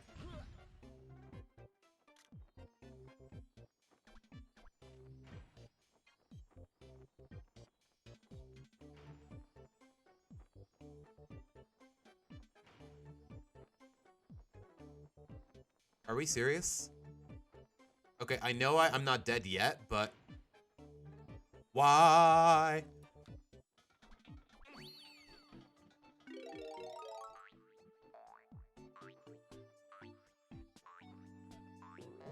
Yeah, I don't know what the executives are smoking. Like, honestly... you really gotta give some shows a chance. Like, yeah, if the pilot leaves a bad impression on you, like me with the Owl House, then maybe don't run it, but whatever. As long as you pander to Tumblr and get your brownie points, I guess. Can I actually reach this? Nope, that was treated as a wall jump. Okay, Tails in English, please. No, okay. Ugh, I hate this thing. I hate working with this thing. I hate working with this thing. Nope, doesn't even count.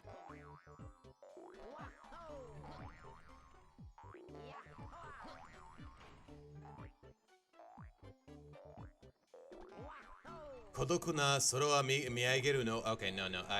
Okay, maybe I can pronounce it, but I can't.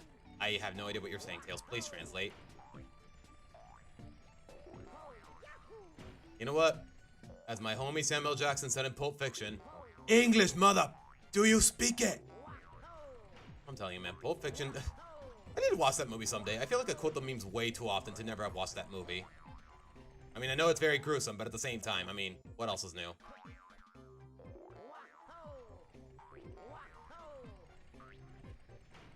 Okay, how the heck am I supposed to do this? I don't know, man. I don't freaking know. Ugh. I hate working with this thing. Yeah, apparently they more or less, KDOT, in some circumstances they have to sign contracts, basically signing over all the intellectual rights to the property. It's the reason Chris Savino did not take the Loud House with him when he got dismissed. Probably something in his contracts where the show ultimately belongs to Nickelodeon. Okay, wasn't so bad.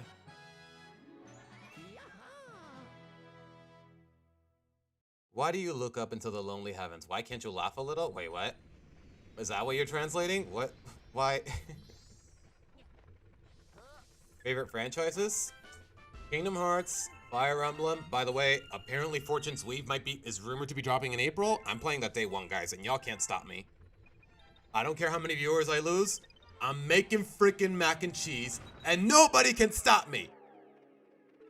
I'm putting it that way. Fire Emblem, Kingdom Hearts, and technically Pokemon. Those are my top 3, more or less.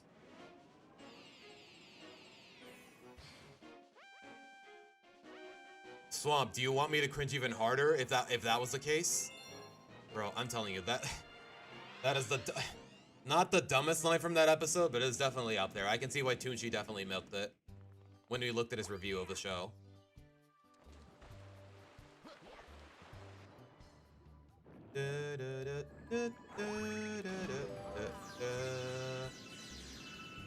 I mean, Kata, if they want the series to be produced, they more or less put it under contract, I'm assuming.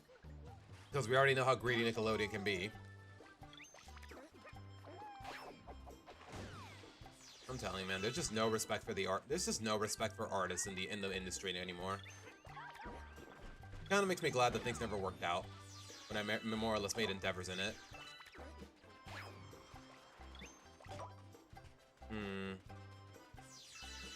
Green Star? Oops. Okay, I'm bad at this game. I'm not dead, but I'm bad at this game. Bro, who invited you? I thought I just KO'd you. Oh my goodness. Freaking Locky Twos, man. Cut off one head, 2 more shall take its place. Or rather, one cloud. You know what I mean. You know what? Not to be too on the nose with the metaphor. Oh, wait, I see it. Do I just grab a pepper and try to get a good jump in? You know what? Sure. No, that is way too high in the ground. I don't know how I'm supposed to do that.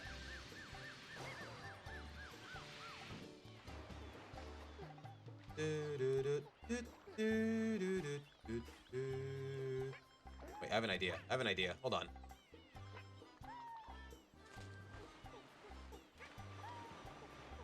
McCormick, it probably would have ended by like season 4 or season 3. Like Chris Savino, he had issues, but at the very least he was principled when it came to his own show's production.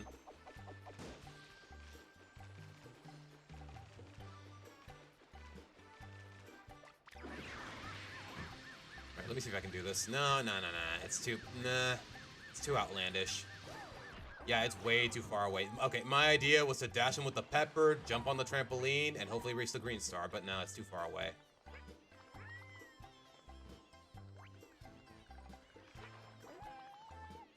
Okay, I don't know how I'm supposed to do this.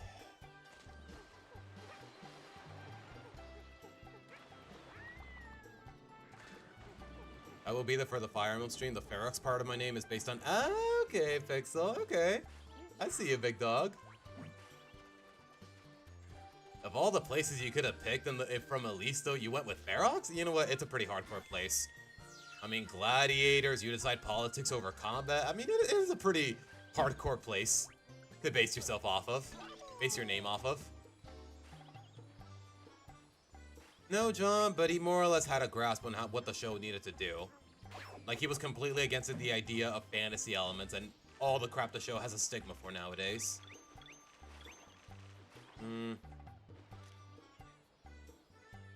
Maybe I should just make it to the top and jump off? If that's the case, so I gotta leave Yoshi.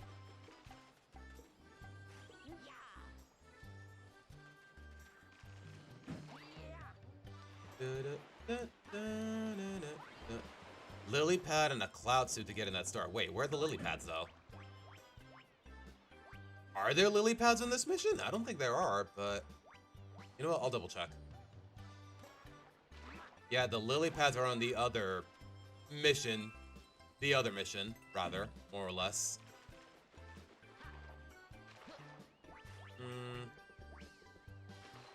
Is there even a cloud? I don't think I think clouds are for the other mission from the other mission as well.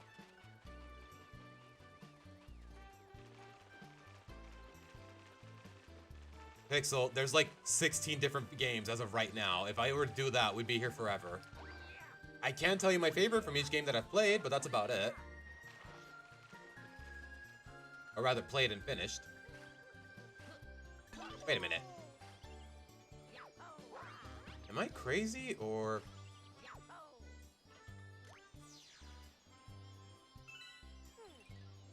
I could have sworn I heard a... Hang on. Hold up. Hold up. Wait a minute. Can I... It's above me, isn't it? Yeah, I see the shadow. Come on, don't screw with me like this. Yep, okay. I'm guessing the other one was Green Star 2, and this is the first one? You know what? We're about to find out. If I actually got someone to pick up your story ideas, you would very much refute. Yeah. Like, if they offer you some sort of contract, read it very carefully, and if it can be helped, consult a lawyer. Well, let's see, Pixel. I've only played all the 3DS games and 3 houses. From Awakening, Cordelia, as I've established. From Fates, Charlotte. And not necessarily because she is very voluptuous. I am actually a big fan of her character. Even if she comes off as a little two-faced. Like, at the very least, there's nuance to her. 3 houses, Felix. That's my boy. I voted for him in Choose Your Legends 8, and he ended up winning. What else is there? Echoes. From Echoes? I don't know, I actually do like a lot of the characters. A lot of them don't have a lot of nuance, but at the same time, I want to say Sonia? Like, wow, what a surprise, a straight guy likes the really pretty girl. But still, like, I don't know, Sonia is just a very memorable character. And actually, it's one of the few characters that you can actually not recruit, even though she has a big role in the main story. Or rather, hold significance with one of the antagonists.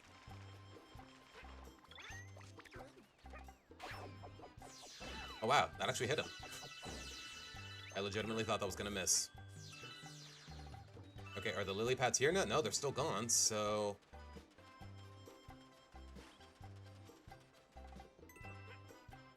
What, in TCG Pocket Swamp? A little bit.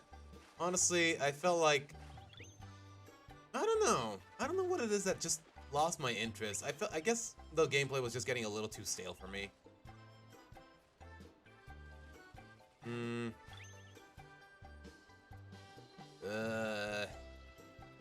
You know what? I'm gonna try my plan, but we'll see how things go.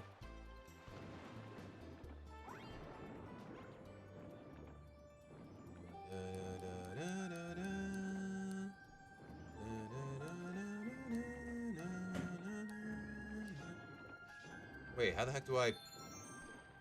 Am I not supposed to be able to open that door? And of course the camera won't cooperate. Neat. Pfft. Maybe there's a switch for it? You know, hold on, let me cook. No, wait, no, that just takes me back to the shore. Hold on, where's the other pit? Is there another pit? Okay, I'm completely lost with the layout of this place, if I'm being honest.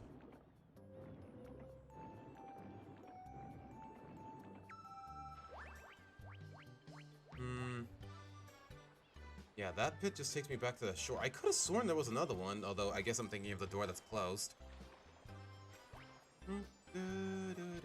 You know what? I'm just gonna look up a guide. Screw it. You know what? Let me just swim to safety first. Really? We're at 2160? Honestly, guys, I have more or less been glossing over the sub count. Like, I don't know. When it comes to consistency with uploads, like, I really do take my time, as you guys have come to notice. What's this place called again? Starshine Beach. Galaxy. Isn't this number 2, though? This is number 2. But apparently there was a third one.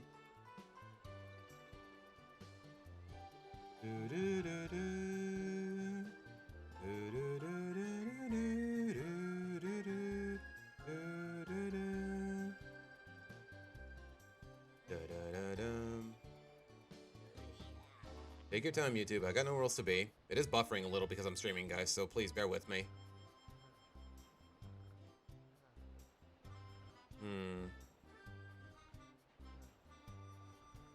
Am I even going the right way for Green Star 2? Okay, hold on. You know, let him finish. Let him finish.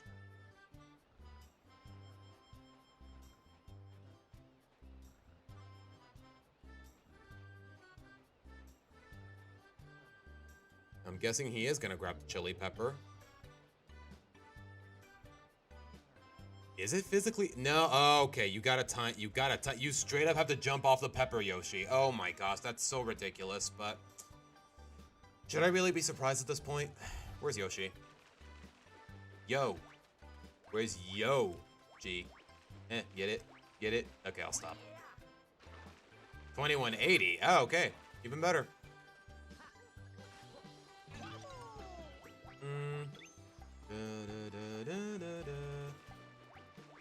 On Disney's Tarzan, I think it could be. I think it's fine.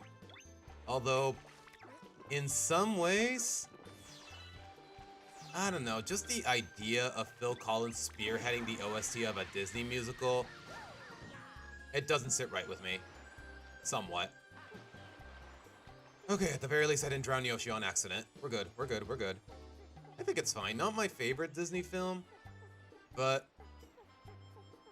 you know what? It has a. You know what? If nothing else, it has a very memorable villain death, and I mean it in a very disturbing way because it is very gruesome.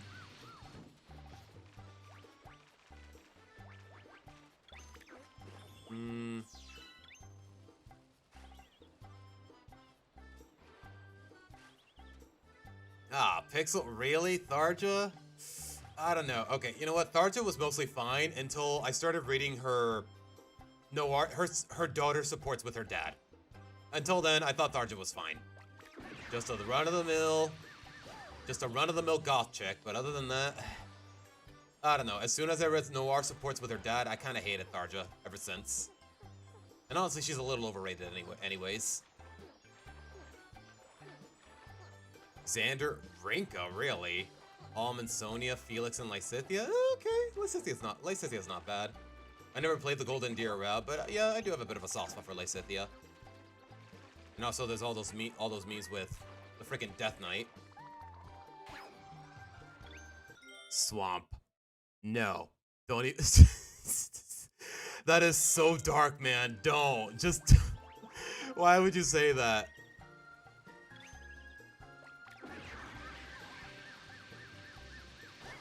Okay, what happens if I... Okay. Okay. Okay. I'll take it. I'll take it. I see this as an absolute win.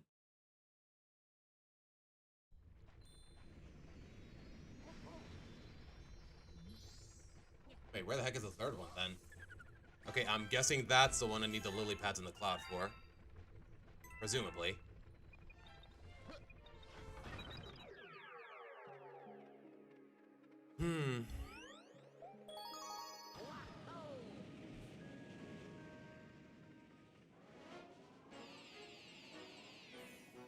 Why?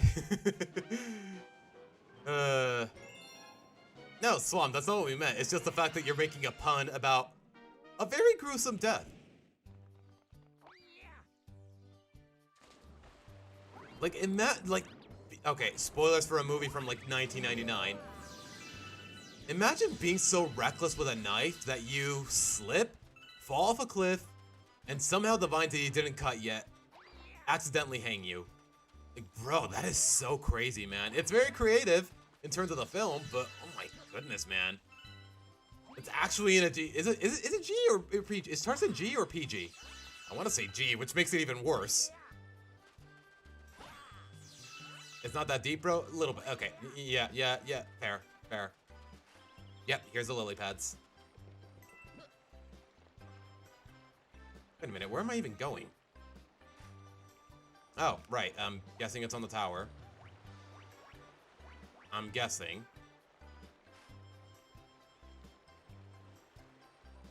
Hey, where the heck do I get the frickin'... Right, okay, I remember now. I remember. Yo, y'all remember the member berries in South Park? That was a very interesting plot element.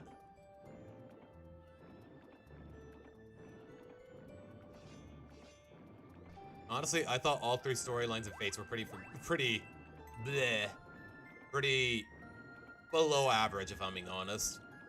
Like, I don't know, compared to even Awakening, who admittedly did not have the best writing in the main narrative. Like, I don't know, Faith just can't hold a candle. The soundtrack is fire, but more other than that, it's crazy how my first Fire Emblem game has arguably the worst story out of all, what, 17 games?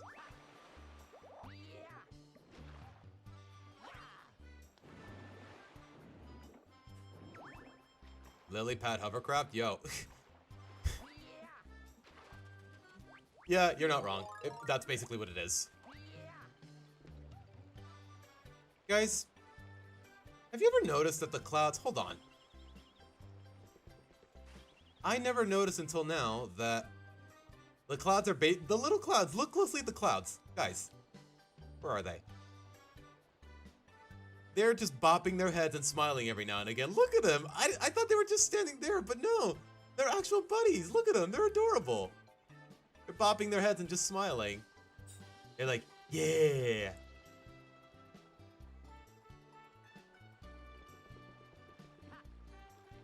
Though I will say, though, the jump between... Okay, if you don't count Echoes because it's a remake of an old game, the jump in terms of narrative quality between Fates and Three Houses, like, it's ridiculous. Like, yeah, Three Houses has its issues, but still solid. Still really good. Edelgard, I'm not encouraging her behavior, but she's a very compelling antagonist. Dimitri, probably the most nuanced out of all the goody two-shoes lords that we've gotten in this franchise. Like, I don't know, man. I guess by default, Claude is my least favorite, but still, though, he's nothing to scoff at. Okay, I have no idea what the third green star is then. I'm completely lost.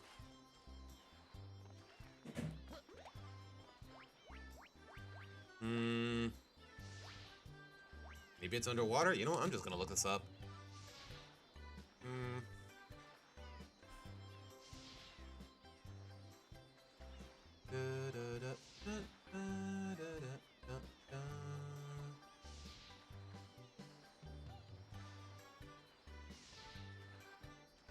Okay. I don't know why he's setting up the trampoline.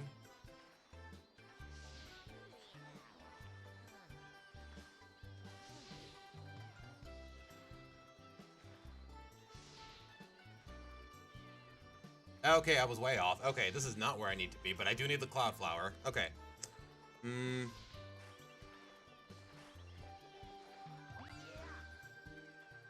gonna need all three clouds, so... Where did the other one spawn? I honestly don't remember. Wait, I kind of do. Okay, there you go, there you go. Where are the lily pads?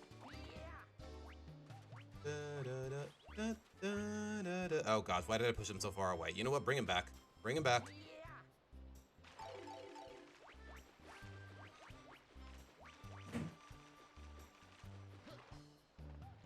I mean, if nothing else, Pixel, at the very least... Nah, what am I saying? Nah, you're kind of right. There's very few exceptions, like Nyx and Charlotte, who are... Like, I don't know, if you read a lot of the supports in Faith, like, honestly, there is just so much wasted potential and a lot of depth in a handful of the characters. Nyx, Charlotte, also Azura. Like, honestly, the main story treats her like a plot device, but in the supports, it feels like she's a completely different person.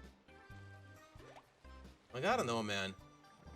Like, people like Azura because, oh, she's pretty, or she's the face of the game, but I think she deserves a little more credit than that, if I'm being honest.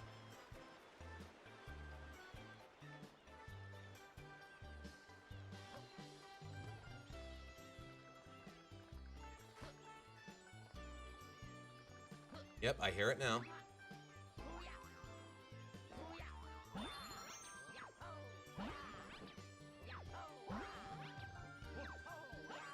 There you go. Okay.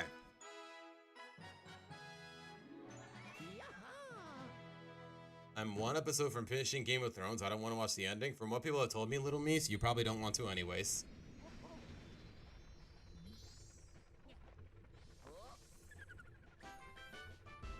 Wait, of season 27 of South Park? Oh my goodness.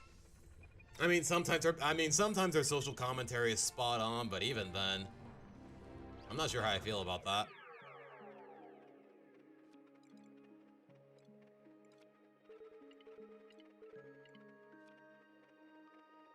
Okay, Pixel, everybody gangster until you pull out the Fatal Smoke 4 or the Null Miracle or whatever. But yeah, she did get a pretty decent weapon refine. She is a very fun unit. This is where I put my Nyx. If I had one!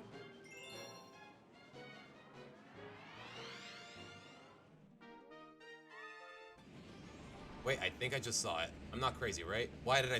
Okay, I gotta remind myself to not skip over the opening cutscene.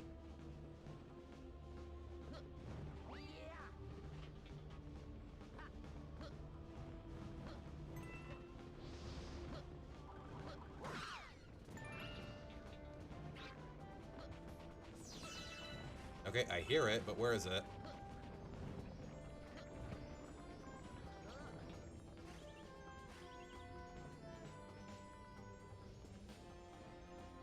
You better not be where I think you are. You are where I think you are.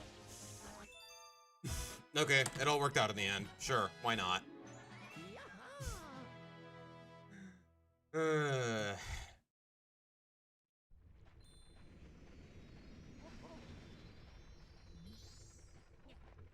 That was very short-lived. But I don't know. Maybe it's just the fact that I'm really fond of the OST. I just realized, are we still in World 4? It feels like we've been here for... Yeah, we've been here for almost an hour and a half, guys.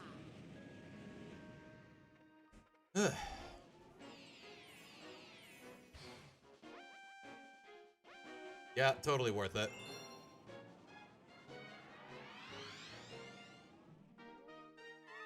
Okay, there's the one I saw in the cutscene, but it's the one we just got. So we really don't have the means of knowing where the next one is without outside help.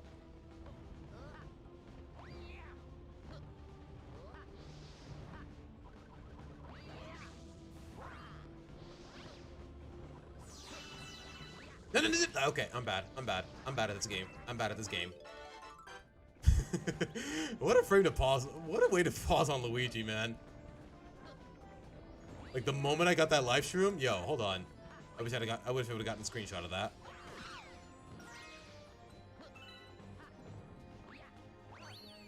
All right, where's the other one?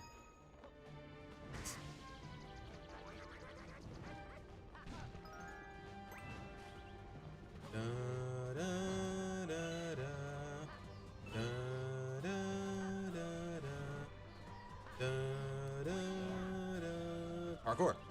Okay, I don't hear any gleaming. Okay, I do now.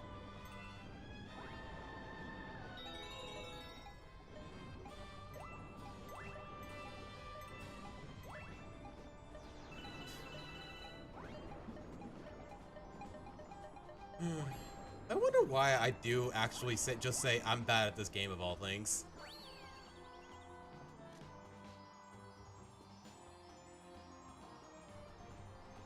Okay, I hear it, but wait a frickin' minute.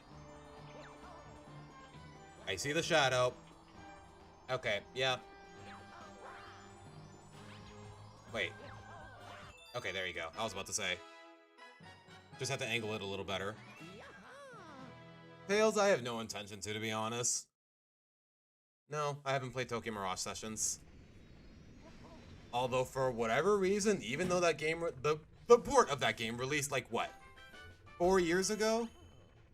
For whatever reason, their protagonist just one-choose your legends in Faye? Like, I don't know where all these Tsubasa fans came from, but most of them just feel fake.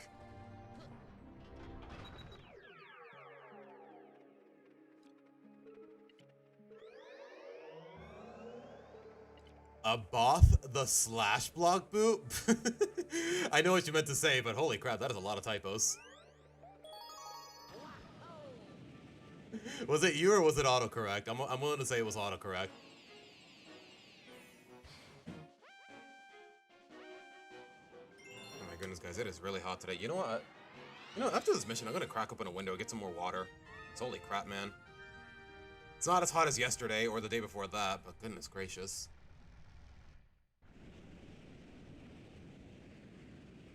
Oh, I see it. I see it. Hold on. Hold up. Wait a minute.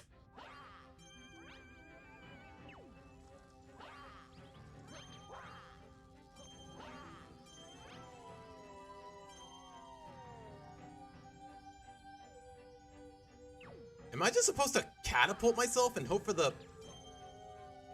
Okay, that's exactly what they expect me to do.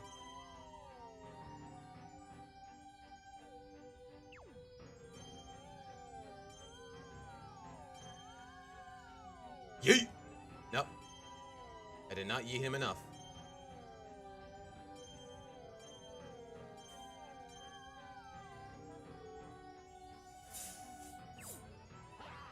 Okay.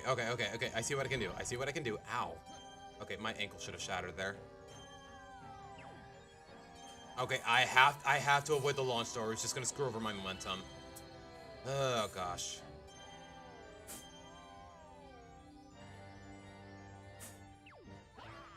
Nope, too high.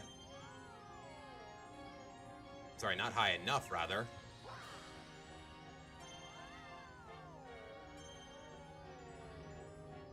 Steady.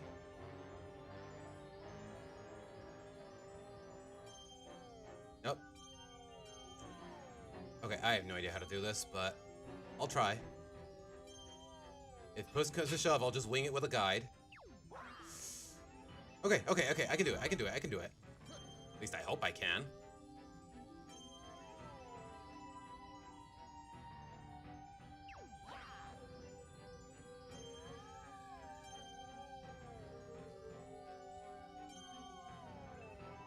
Nope, I held on for too long. Ugh. Steady.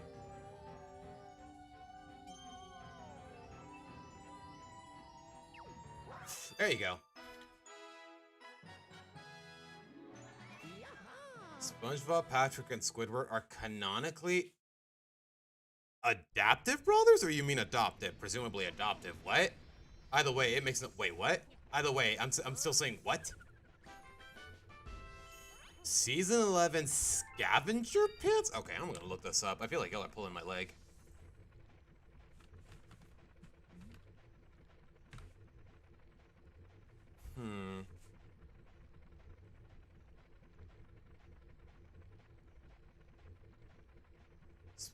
Squidward sends SpongeBob and Patrick on a scavenger hunt.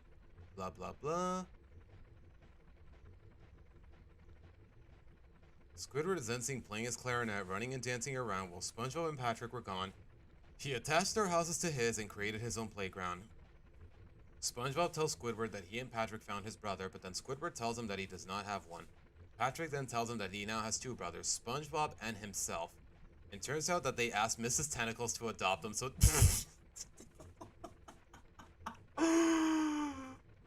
Okay, I guess it is canon now. As ridiculous as it sounds, it's real. Dude, I just looked it up.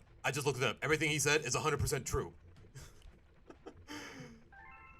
Yeah, I know it's a joke, but you know what? There's no harm in taking it this at a certain level of serious. A certain level of seriously. Yeah, neither have I, Boo, but that's still really funny.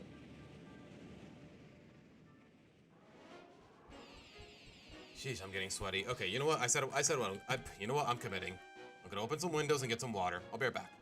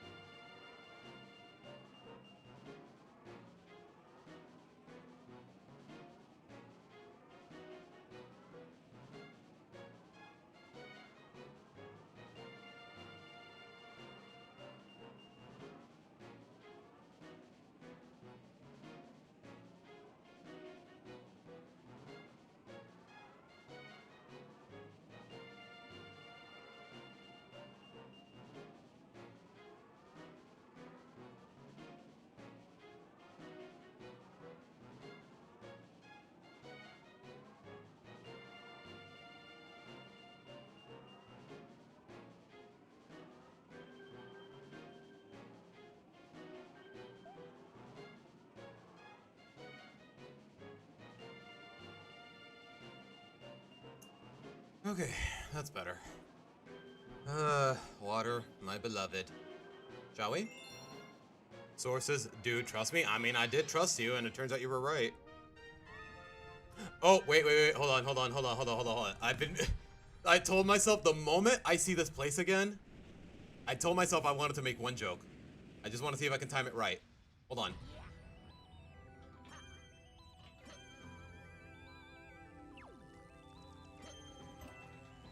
Zawardo! Nah, okay. You know what? It's not as fun when I say it.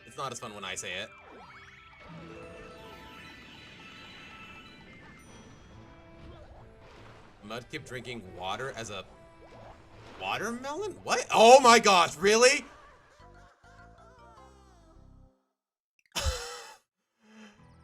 Speaking of water, water just killed me, guys.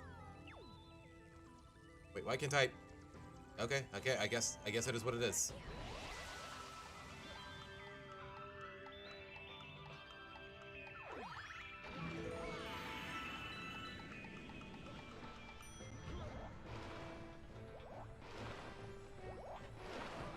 Wait for it.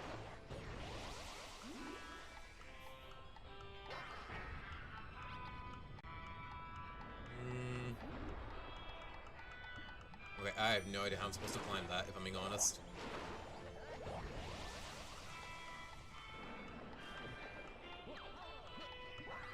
Okay, it was that simple. Okay, never mind. Wait, is it that simple? Okay, it is. Huh.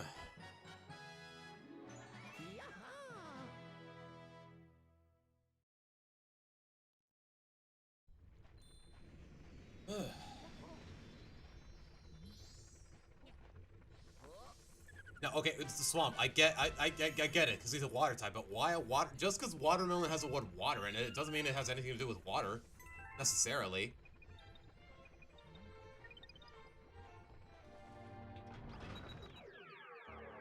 I mean, Swamp, this is the kind of franchise that can do pretty much whatever it wants, and most people wouldn't question it, to a certain degree.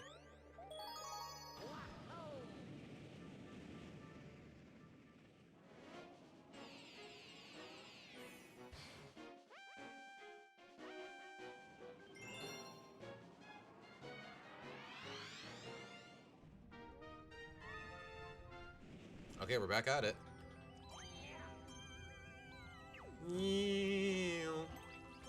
Bro, it sounds like I'm getting abducted by aliens.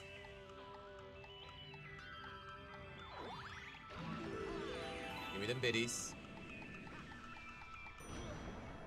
Oh, wait. Oh, Swamp. You said Watermon. I misread that as watermelon. My bad. My bad. That's okay. That's on me.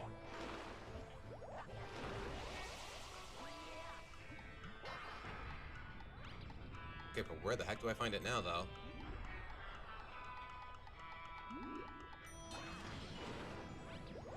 Okay, I'm willing to bet it's somewhere past the one I just found.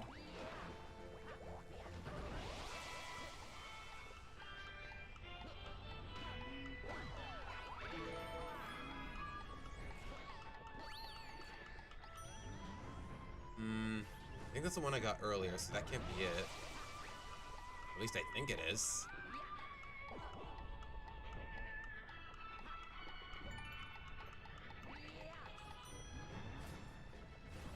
Howdy.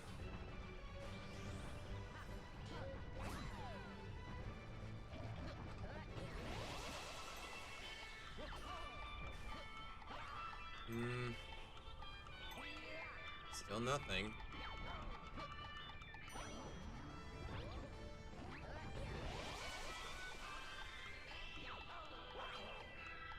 Wait, is it possible to get crushed in between these two? I don't think it is, but you know what? I'm not about to find out. On purpose.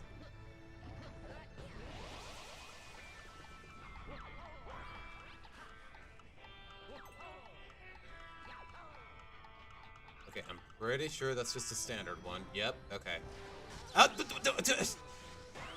Bro, if you don't... Jeez, man. Okay, I'm allowed to jump off.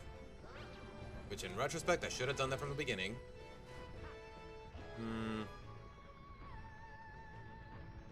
So where's the third one then? You know what? I'm gonna look this up. I don't care what anyone tells me.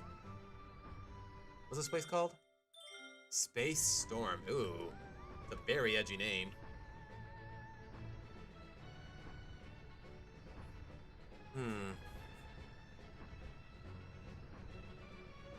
Okay, it is number 3 that I'm looking for, right? Yeah, okay.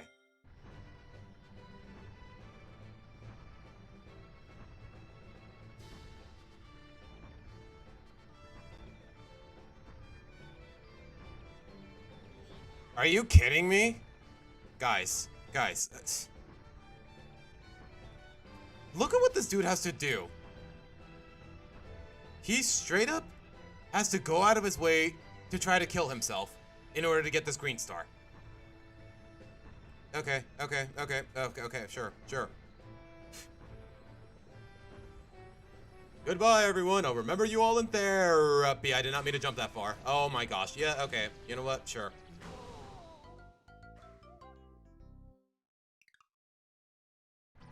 Yeah, straight up, Sora. Straight up.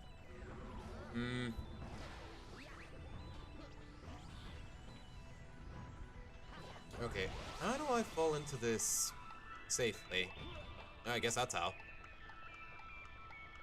Is the gate still open, or it's not? You know what? I can just jump past it though. How is any normal person supposed to figure that out? I legitimately don't know.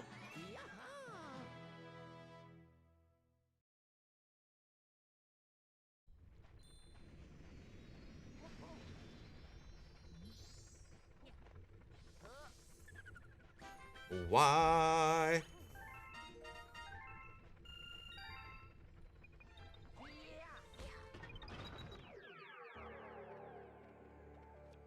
Bro, of all the DreamWorks movies you could be quoting, Swamp, and you go with frickin' Shark Tale?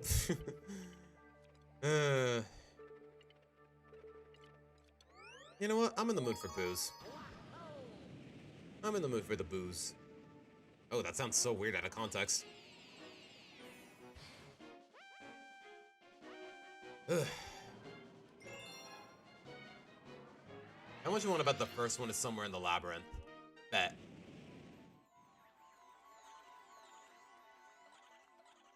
Okay, I don't hear the gleaming yet. I do hear starbits for some reason. Wait, where did these come from? This is a dead end.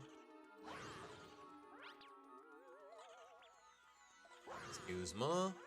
No, don't take that yet. Assuming I have to at all. Just a bonus stage. How the heck do I get to that, though?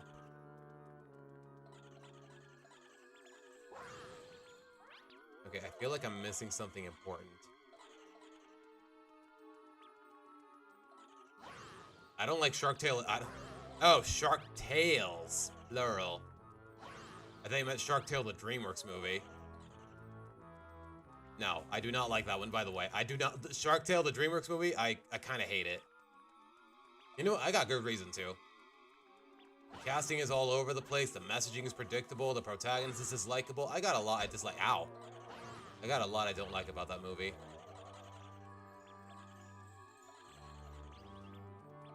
Alright, screw it. If I messed up, then I messed up. I didn't hear the gleaming anyway, so I'm guessing it's not there.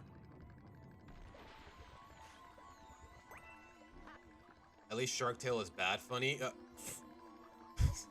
The fact that you said bad funny and I know exactly what you meant. Hold up. Please tell me I don't need the frickin'... Tell me I did not need those platforms in order to get to that star.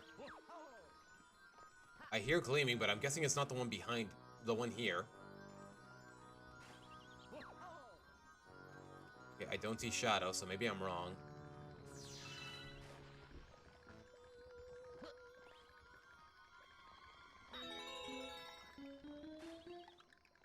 Do, re, mi, fa, sol, la, ti. Okay, sure, man.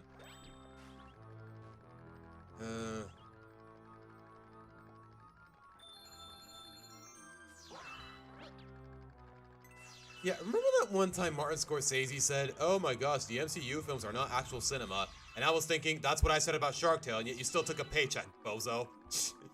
Sheesh, man. Some people in Hollywood really need to learn to be a little more humble.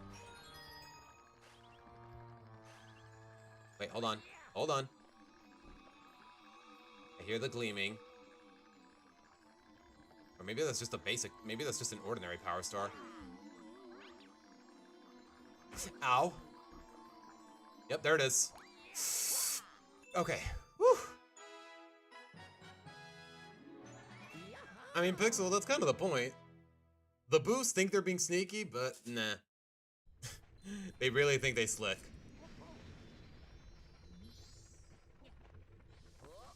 It won the Oscar because the main protagonist is named Oscar. Ha ha ha ha.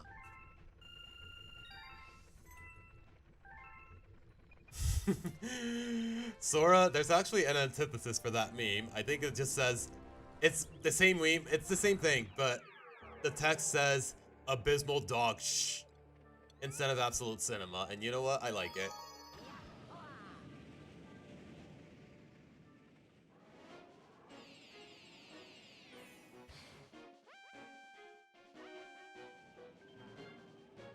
He's gonna be in Mando. I'm telling you, man, some people are just all talk with no principles. Ugh.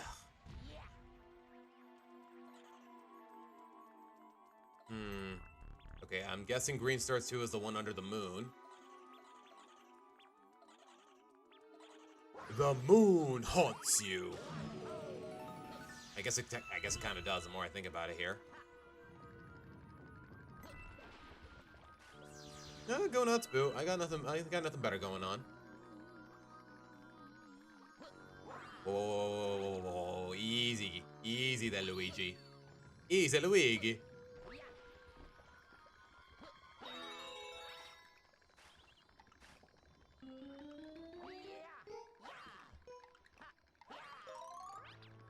Wow. Okay, I clutched that. Holy crap! I was being very sloppy.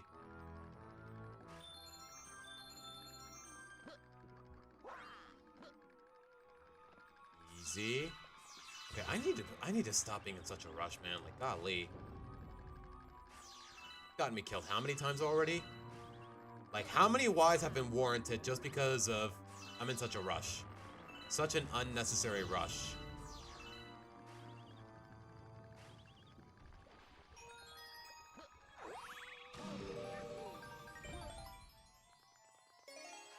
Wait, do I just... Okay, that's as far as it goes, so screw it, I guess. Okay.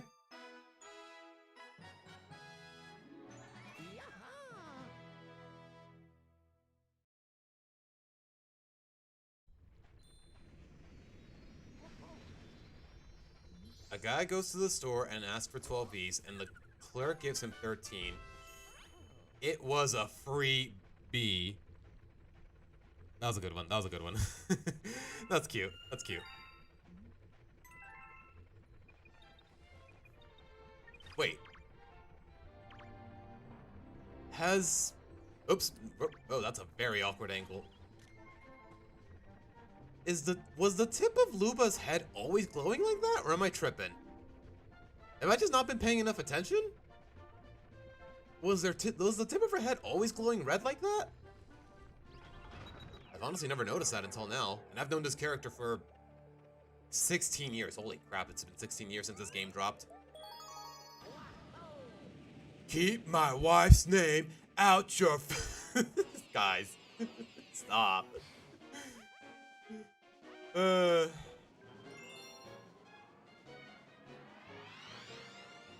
Yeah, I was straight up zooming into her crotch. That's why I said it was a very awkward angle.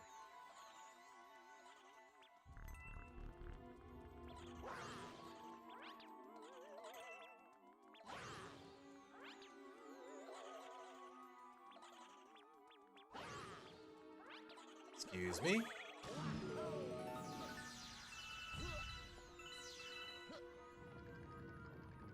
Okay, no, okay, it didn't. So, okay, I'm not crazy. That wasn't always there. Not some sort of Mandela effect.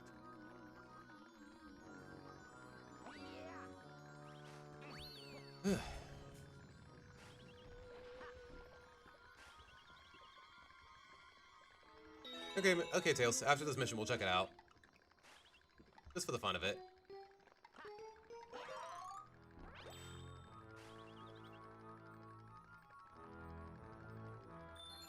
Come to think of it, I don't think I've ever gotten a single game over in all the times I've played this game, guys. They're really just that generous with the one-ups. I've gotten myself killed. I mean, I don't know a single person who hasn't on their first game, on their first playthrough, if not any other time.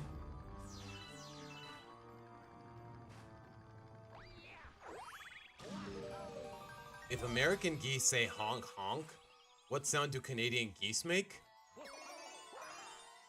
I don't know. I don't know, Boo. I legitimately don't know. Canadian geese? A. Okay, that was just... that was just silly. That was just silly. Wait. Oh, hi. Yep, there it is. Okay, obviously I have to raise the little pop-up book, for lack of a better term, while avoiding the booze.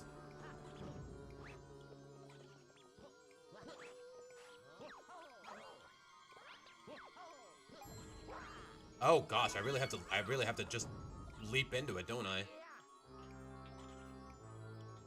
Wait, where's the switch? Why aren't they? Oh, it just spawns. Oh, it just respawns immediately. Okay, I'm on a timer.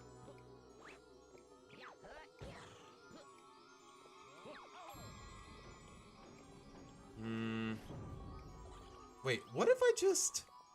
Hold on. Let me cook. Let me cook.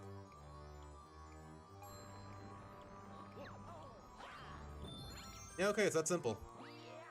At least I think it is. Yep. Ugh.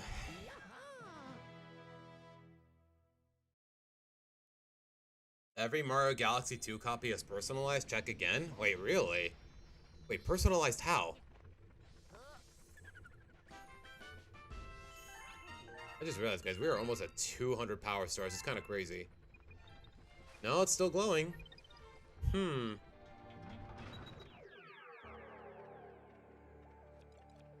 Aw, no more booze. No more boo-boos.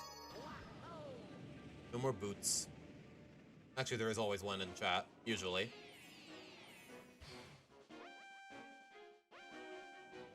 Did someone say No, we didn't, Sora. No, nobody did.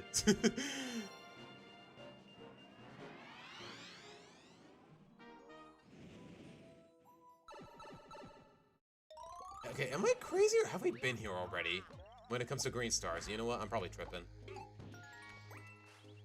Okay, are you bits or coins? Because if you're bits, I'm gonna... Nope. Okay, I don't care. I hear it already. Where is it? Come on.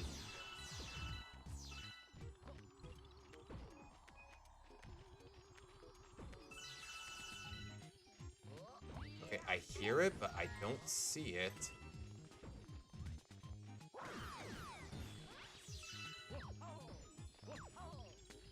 Yep, there it is.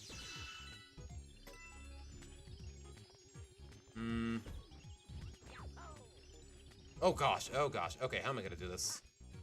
Okay, this is a little tricky. Who is the one with the Tanuki tail and the bow? Yeah, okay, you know what? That's a good enough distinction. Oh, okay, okay, that works. That works. Ugh. Sora, no. Don't even go there, man. Don't. Just don't. Just don't.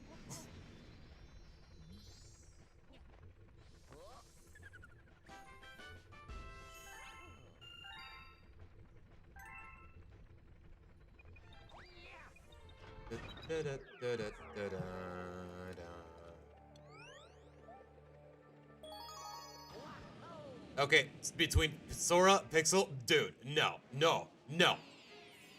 Bad brain rot, bad. Then again, that's oxymoronic. All brain rot is bad, guys. No, bad.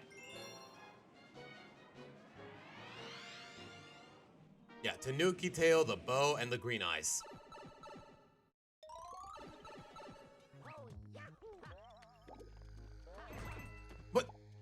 Okay, I took damage and I healed immediately. Okay, I guess that's how it goes.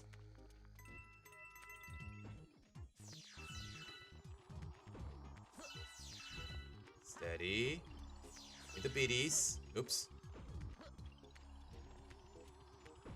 Yeah, N to the no, just no.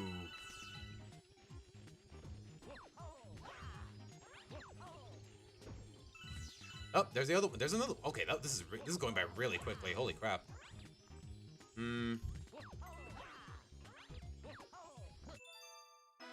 That was easy.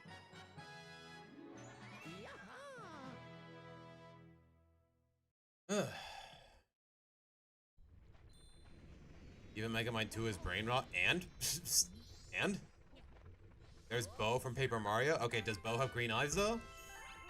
Or a Tanuki tail?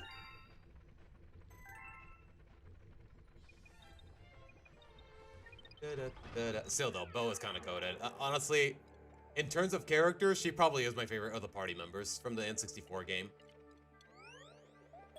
Like, I don't know. The fact of the matter is, like, she doesn't join you because she thinks she's friend with you. Like, she's the one holding the Star Spirit captive and not Bowser's minion. Like, the fact of the matter is, she's the one holding her captive and she won't let him go until you help her, which you kind of have to anyways. She's not the boss. She's actually the partner in your party. Like, honestly, that's such a fascinating concept.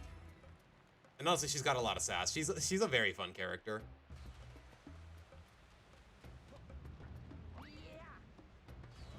I don't hear the gleaming.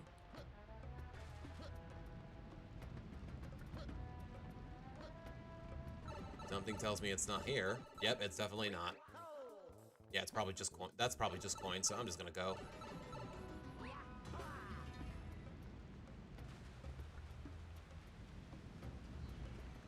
Smooth, weave, weave, weave. They call me the Weaver.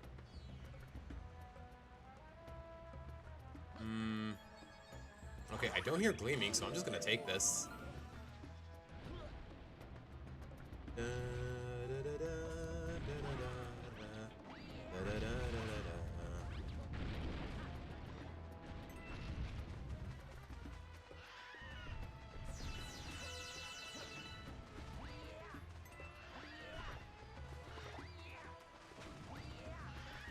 Oh, oh my god, he literally dropped a bomb on me. He literally dropped a bomb on me.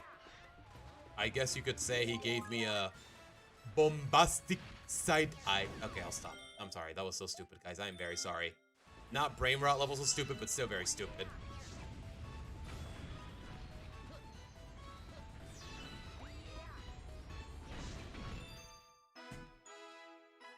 Sure, sure, sure. Okay, okay, I'll take it. I'll take it. I'll take it, sure. Bo is green and has bows and is an inspiration for Boo. Yeah, I think you've mentioned that in chat at some point, Boo. I still dig it though. Favorite world in Galaxy 2? What are my options again? I don't know. There's like 40 of them, man. Like, I don't know. Take your pick. Some of them I'm really not a fan of, but never really put any thought into my favorite. Cartoons need to treat kids like real people and think kids like dumb characters fart. Yeah. You think, how long has the animation industry been running? You'd think they would have caught on to this. You'd think the higher ups would have caught on to this idea already. But no. They're really just a lot more concerned with quantity over quality, if I'm being honest. Just ask the Loud House, and the fact that it's been going on for, what, 11 seasons now? Okay, ouch.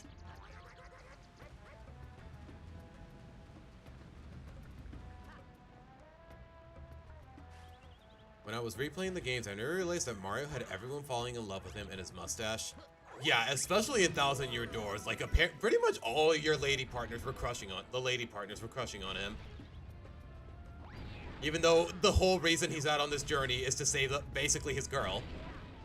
No matter how much Nintendo wants to deny it, they're a thing. Deal with it. Deal with it, losers.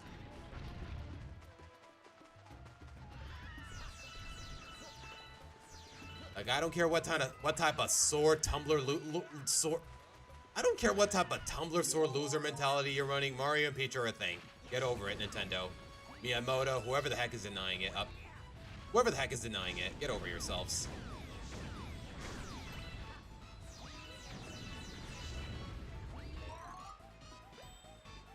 I did all that just for a 1-up? Okay.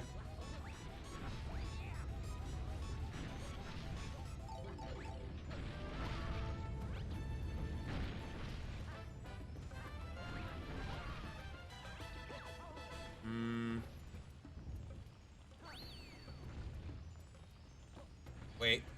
Hold on. Hold on. Hold up. Wait a minute. Why do I hear a... Oh, wait, that's the one I got earlier. Okay, never mind. Let's go.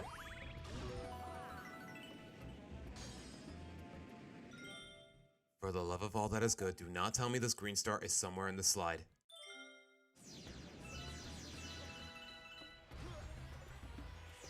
Oh my...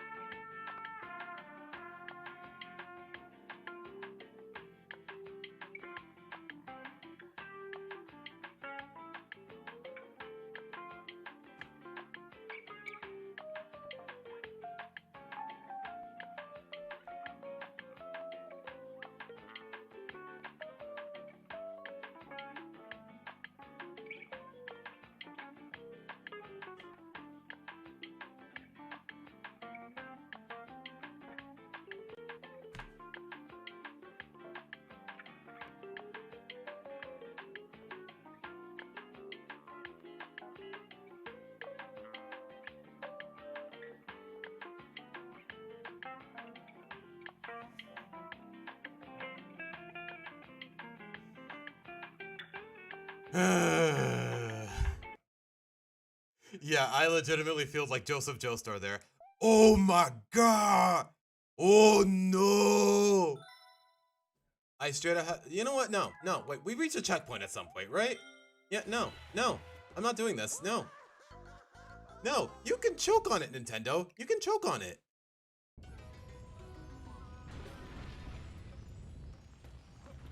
Okay, we got a checkpoint right before the slide, but you know what? It says a lot when I have to commit Caesar salad in order to not screw this up. Okay, you're asking for it, Nintendo. You're asking for it. You're asking for it.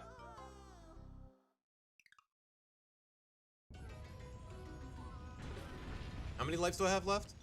Okay, I got plenty to work with. Assuming I don't screw it up too. Assuming I don't screw up too much. I got some leeway. I got some leeway.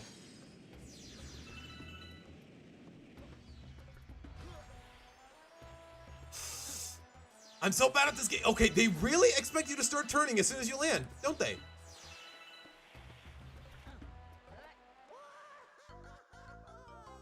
Yeah, I'm straight up drifting. I'm straight up...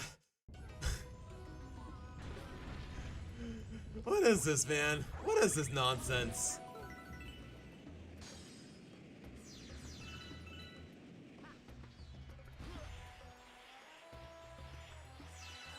Nope, it won't even let me spin.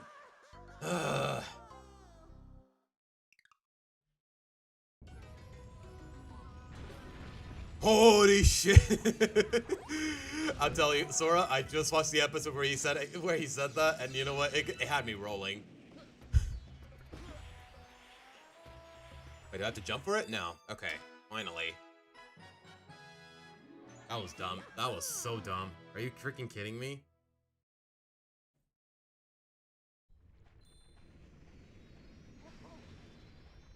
Oh my goodness, man.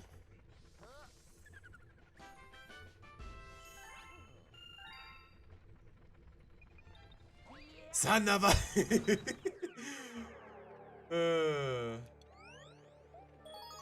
Bruh. It's crazy. His whole main story... you know what?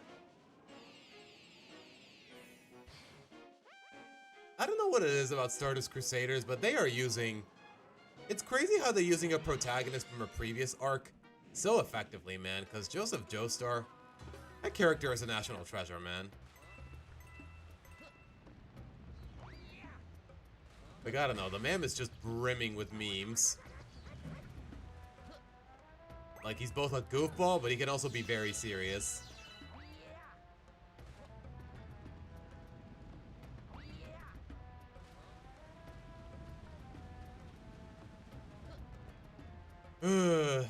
Okay. How much you want to bet the other one is also in the middle of the slide? You know what? I'm gonna shut up. I don't want to jinx it again. Yeah, no spoilers for part 3 yet. Part 3, guys. Part 3 and beyond, no spoilers, please.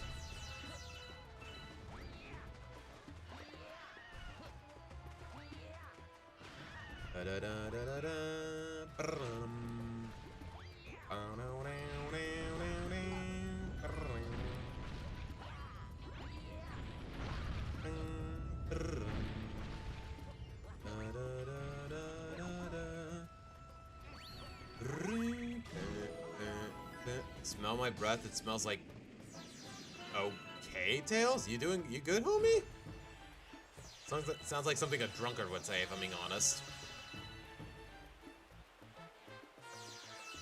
Okay, this still creeps me out. Why the heck are they smiling as they're on the way to crush me alive? That's so creepy, man.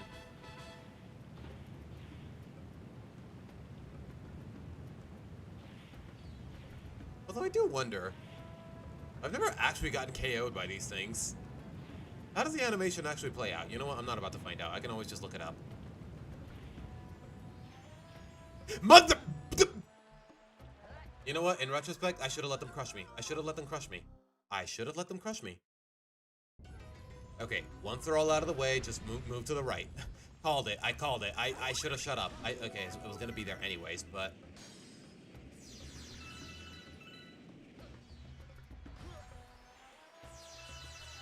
Okay, just keep moving.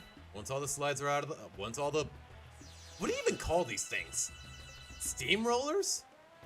Once they're all out of the way, just move to the right. Just move to the right.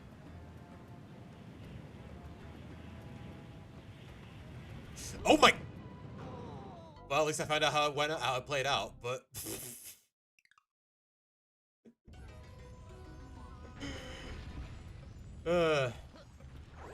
Yeah, maybe not even a quote, guys. Like, I don't know. I feel like just even quoting it, it kind of spoils it. It'll kind of spoil some of the context when I get to it.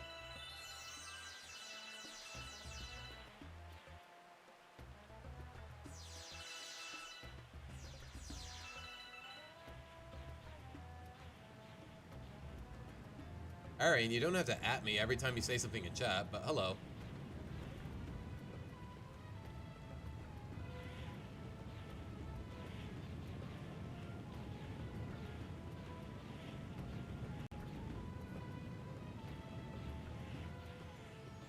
Is that E? There you go. Ugh.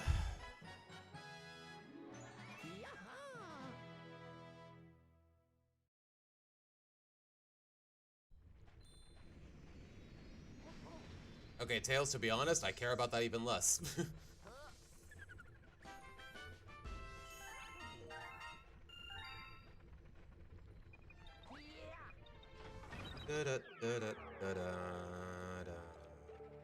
Wait, are we already... Wow, we're already halfway through World 5. Okay, kind of crazy. Although I will say... This heat is still driving me crazy. All the windows are open. I got water next to me, but I'm still feeling really sweaty. Indian or Chinese food? Chinese. It's not even close.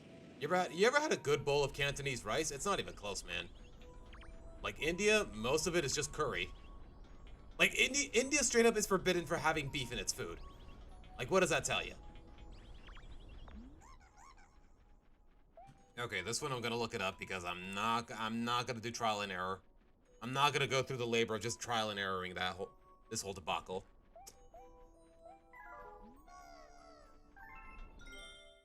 Fleet Glide Galaxy. Wait a minute, I already hear it. Where is it? It is literally... Wait, do I even need to... Okay, you know what? The first one... If I don't screw this up, it should be fine. It is literally right in front of me, but I'm not allowed to get it without the bird.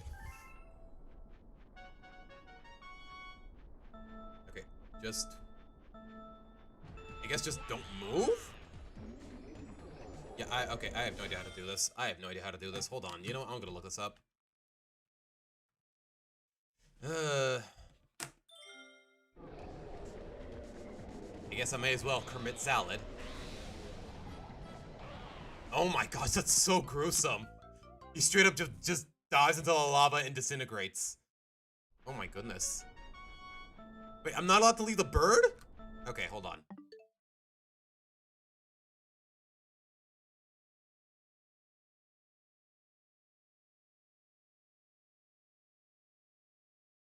Do I just dive down immediately? Is that how that works?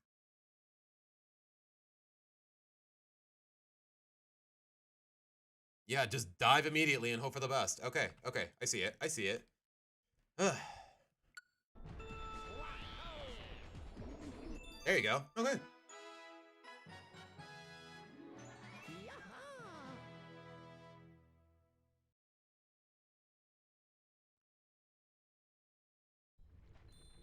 Can't have either because of your allergies? Aw, boo. I'm sorry about that. Do I think Lenny should get her own arc? What should it revolve around? I mean... I don't know if there's any... I don't know if they're ever gonna bother with any sort of significant story arc.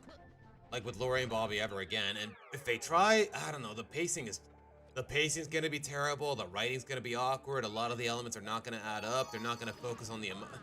Like, there's a reason I have a lot of problems with Living the Dreamboat, and it's because it's a story arc that goes past one episode, and I don't know, it's just so inconsistent. It's just, there's just so many problems with it, and I don't think they should try again with another sibling.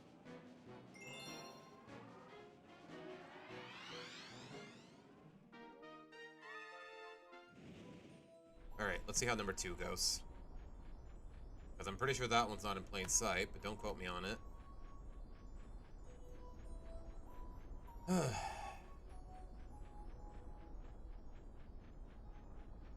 Take your time, Chrome. I got nowhere else to be. Okay, just to the main entrance with the womp. Avoid the bonsai bills. And what?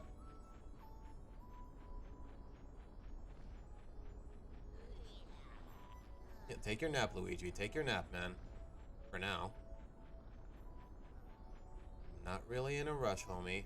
Okay, it's past the first collapsing pillar. Okay, I see it. I can do that.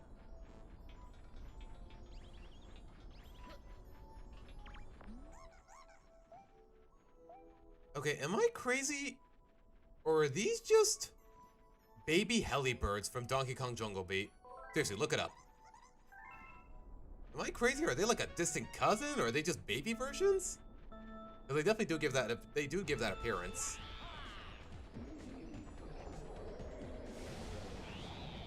Kitties.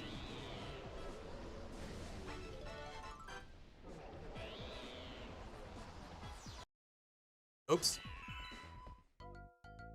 I was looking at chat. That's on me. What do I think of the whole Mario and Peach being friends only? I think it's bullcrap. I think it's bullcrap.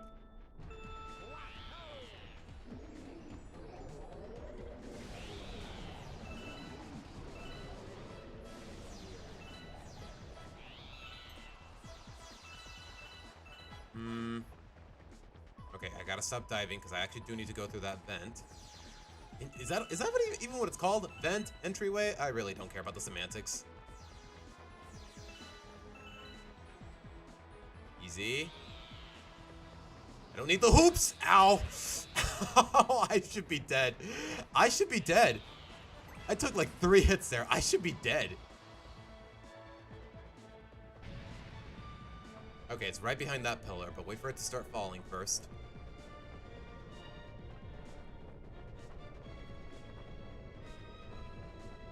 Steady. Steady.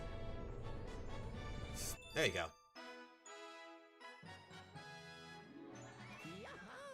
Ooh, you know what? Let me look it up because I have no idea what Pocky is. A popular Japanese snack created in 1966. Crunchy, thin biscuit sticks dipped in various... Okay. It looks appetizing, but I've never heard. I don't think I've ever had it. I'm curious.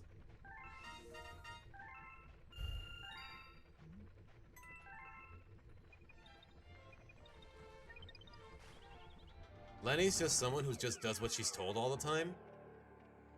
Is she though? I mean, she's more or less naive. I mean, at least it makes sense for her character. But yeah, I can see why it'd be tiresome. And she more or less already went through an arc with Lori leaving for college. Now she's the one babysitting the siblings. She's the one who she had to get her driver's license eventually. She more or less did go through an arc throughout season 5 and 6.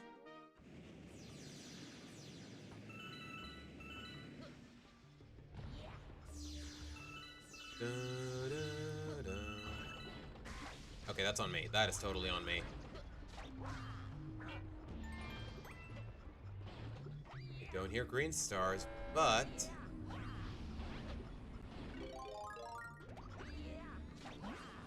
Right, I do now. Where is it?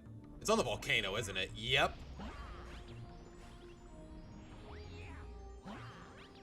Am I just supposed to... Nope. No. I don't know why that's making me laugh so hard. I don't know. That was just good comedic timing. Holy crap. Okay, maybe I have to freeze the place first before getting to the... Maybe I have to freeze the lava first? I don't know, man. But that was funny. That was good comedic... That was good comedic timing.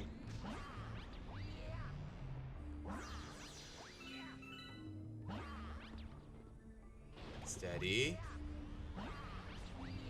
Okay, does the volcano stop erupting if I... Okay, it does. Okay, that's why it seemed so difficult. No. I want a long jump. Do I play Call of Duty? Never. Once with a friend in middle school, but that's just because it was all the craze when I was in middle school. But no, not really my thing, Arian. Thank goodness. Thank goodness I decided against it in the grand scheme of things. Like, throughout all of middle school, everyone was saying, bro, get a PS3, bro, get Call of Duty, but no. As time went on, I realized, wow, this franchise is so repetitive and boring.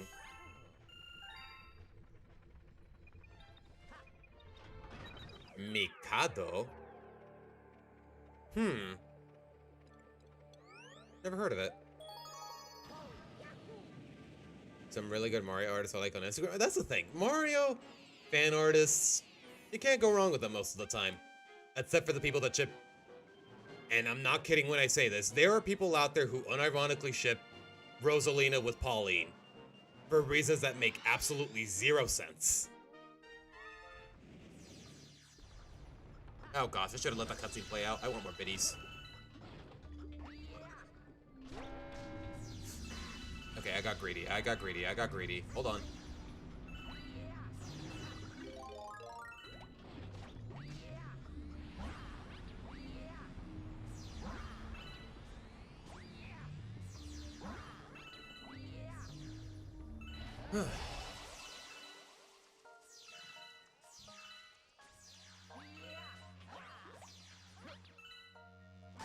Ow.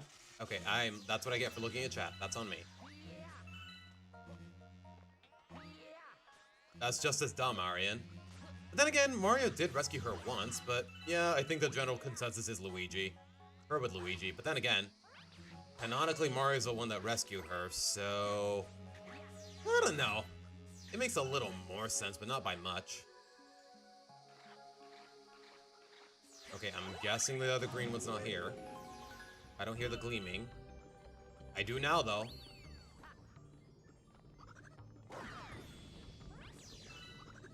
Rebozo. Oh gosh. I hear it, but I don't see it. I see it, and now it's all inside of me. The possibilities. Let me know if y'all know where that's from. I'm dead here, aren't I? Okay, no, I'm not. Yeah, I am.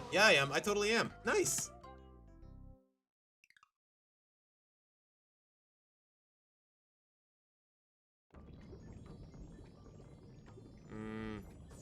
Okay, again, I still don't see it. I can hear it, but Wait a minute. Of course the camera won't cooperate. Ugh. Yeah. Yep, that's the one, Swamp. Same bowling performed by Bowling for Soup. Same guys who performed the Phineas and Ferb theme song, by the way. Like honestly, I should have recognized the voice at first, but it took me a while to put 2 and 2 together. Okay, I don't hear it anymore. Where is it? Excuse me? Ow.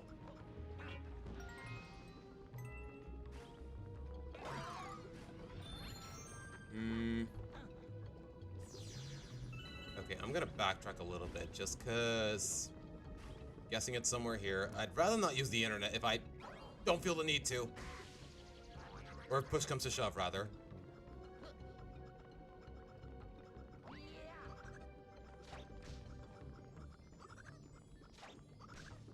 It's here somewhere, isn't it? Okay, the farther I go, the quieter it gets, so... Oh gosh. Oh gosh!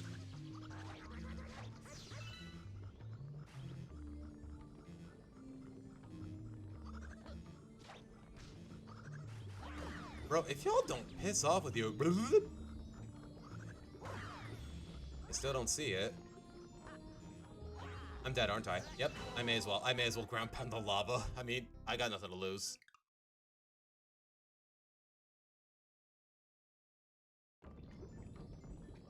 Okay, the menu lagged a little there. You know what? Screw it. I'm just gonna look it up.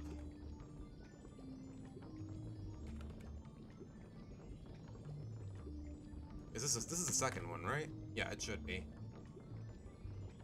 Seriously, though, I'm getting really sweaty. Oh my gosh, I just realized it's 4:20. We've been live for over 3 hours now. You know what? We're gonna finish the world and then we'll call it there. How about that?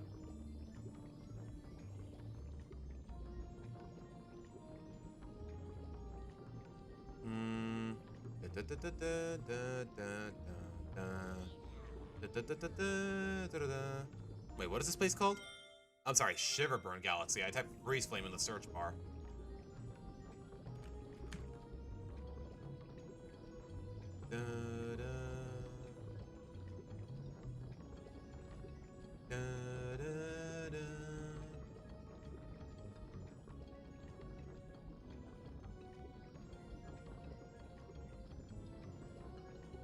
Okay, past the checkpoint. Through the midway point. I get the feeling I'm gonna look really stupid once I'm done, once I see where it actually is.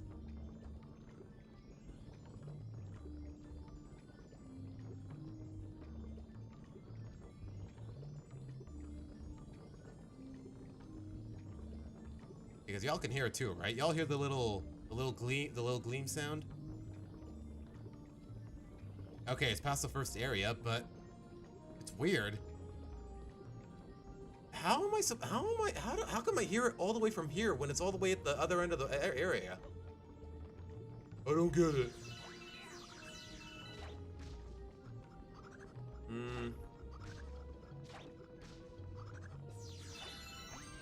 At least I got a 1-up out of it. Yeah! Bro, Luigi really puts it all into the jump, into the long jump. Yeah! It sounds like he's throwing up. Yeah! No. Hold on.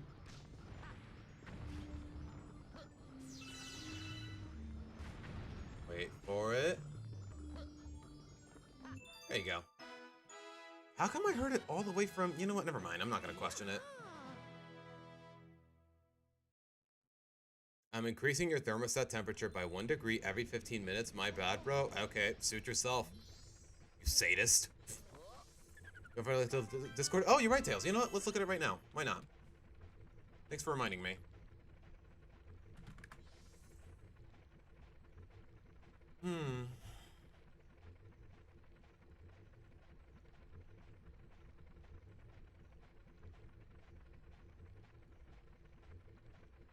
Oh gosh, Tails, I swear to everything, if you clip me out of context again, if you clip me out of context, my boy. You know what, let's hear it.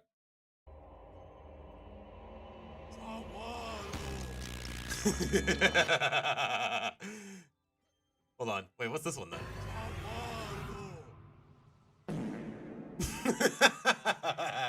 Why am I laughing at a fart joke in 2026? You know what? That's good. That was good. That was good. I feel like you should have just cut my voice, mute my voice completely, and just put in Dio's line, if I'm being honest.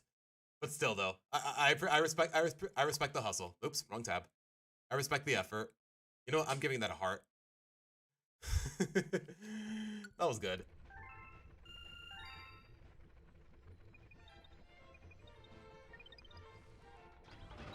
Nintendo High? That's a thing? That's a thing? Arian? Never heard of it. A fish called Sandy from season 15 tries to be a Okay, again, guys, y'all are telling me all this stuff that I have never heard of in my life. Huh. You know what? Maybe I'll look into it, sir. I do have a Paramount Plus plan. For all I know, it's available there. Although it's unlikely. Like, I don't know. As far as Mexico is concerned, their Paramount Plus catalog is definitely very scuffed.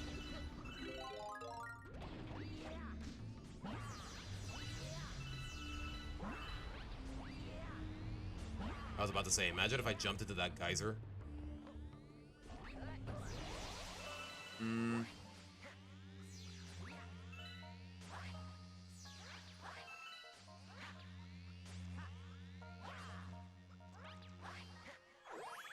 Okay. I'm guessing the third one is somewhere past this point.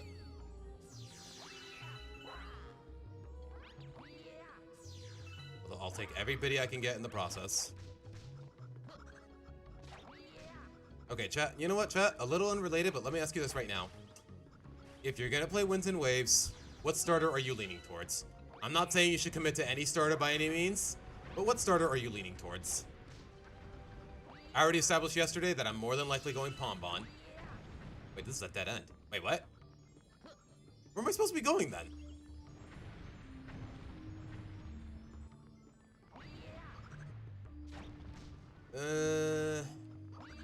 Okay, oh wait, no, that's where I'm going. Least favorite Mario game? Mario Pinball Land. It's not even close. That game is just a special level of unbalanced. You know, even if you're not playing Winds and Waves, what's your favorite starter of the three that got announced?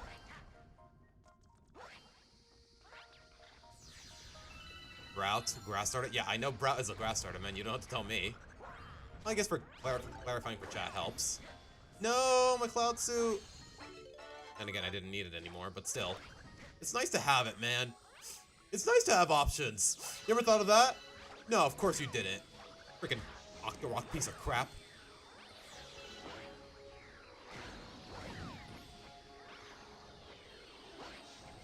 Look at that. They call me the Hispanic Alisa Liu. I'm figure skating while pummeling these bozos.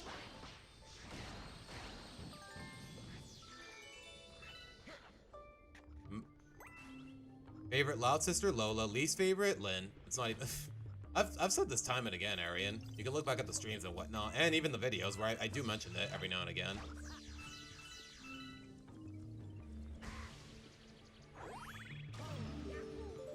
Okay,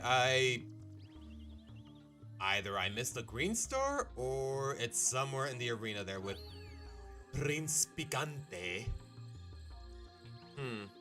Probably Gekwa. Gekwa, because it might be... Yeah, I'm thinking Water Poison or Water Dragon. That makes me kind of like it a little bit. But at the same time, I feel like Twitter is just...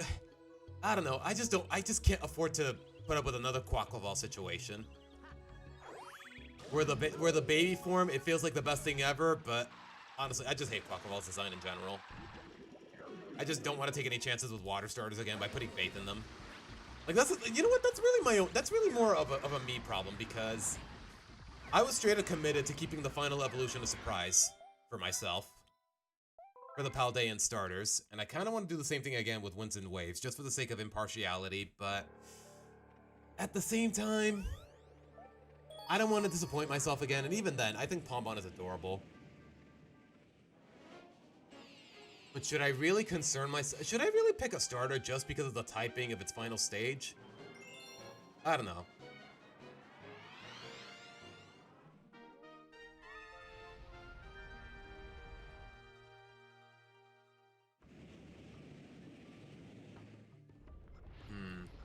You know what? I'm just gonna look this up. You know what? Screw it.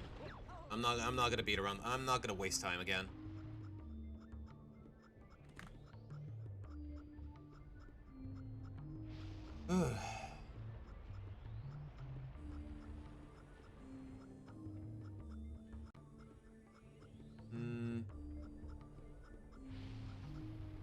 Yeah, it was somewhere before the Octoroks. Somewhere in the area with the Octoroks, by the looks of it. And for some reason, I didn't even hear it. Oh, sure, now I don't hear it. Okay, maybe I'm just not paying enough attention. And apparently, I needed the cloud mushroom. I needed the cloud mushroom intact. So, you know what? It was doomed from the start, anyways.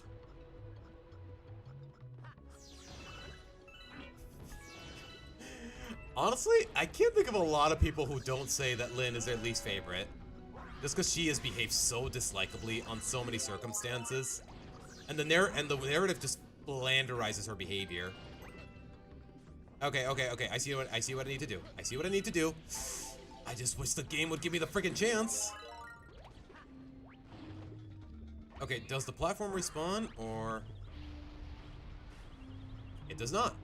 So, you know what? Screw it. Screw it. I'm going out on my own terms.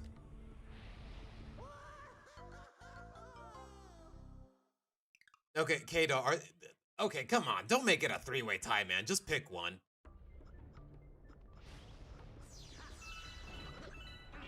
Like, I don't know. When people say, oh, this episode, then this episode, they're tied for my favorite. Like, I don't know, man. Like, I don't know. I hate that kind of thinking. It just makes you seem very indecisive. Okay, do not spin jump for the love of all that is good. I actually need to survive this with my clouds intact. Which means no damage, no spin jumping, nothing. The survival of the fittest. Okay, there was another one there, so it kind of alleviates the pressure a little bit.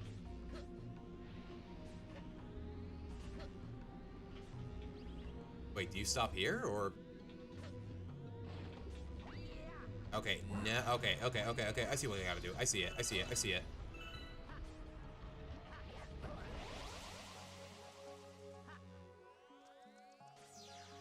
I do need a reload, though. No spinning, though, which is definitely frustrating. Look at me. Just a boy and his 3 silly little happy clouds. The way I said it, it kind of reminded me of Bob Ross. May he rest in peace. Just a happy little boy. His happy little clouds. His happy little trees.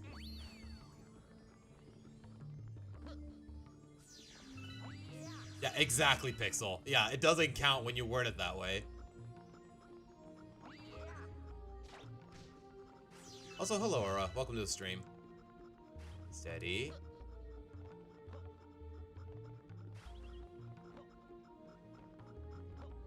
No spin jumping. No spinneroony. No spinnies. No spinnies.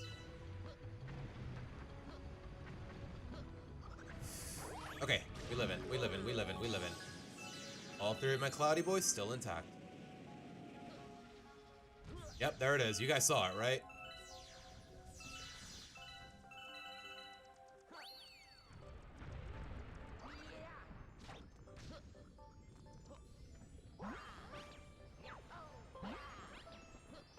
Okay, I only needed 2, but we live in.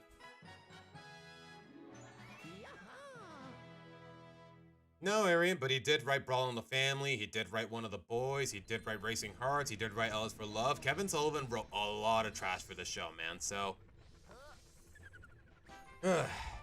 just my 2 cents. Also hate the fence sitter options. Also, not a fan of honorable mentions, pretty much just defensive... You're right, Aura, yeah. As time goes on, I'm starting to realize, yeah, I kind of hate it. Even though I went yapping about honorable mentions and dishonorable mentions when I was ranking TLH episodes. But yeah, I'm starting to realize that segment was unnecessary. What was the pull the balls out of... Pulled the balls? Where is that? Where did you get that saying, Aura? Where is that? Is that even a saying, or did you just make that up on the spot? What? What? What?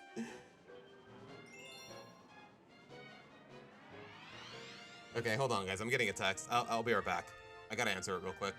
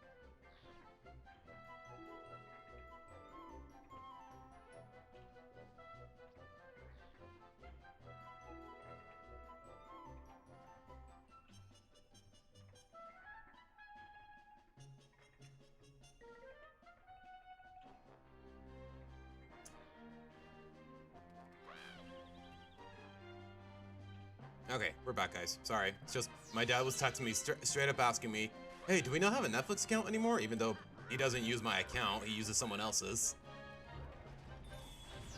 So I don't know why he's asking me, but I felt the need to clarify that.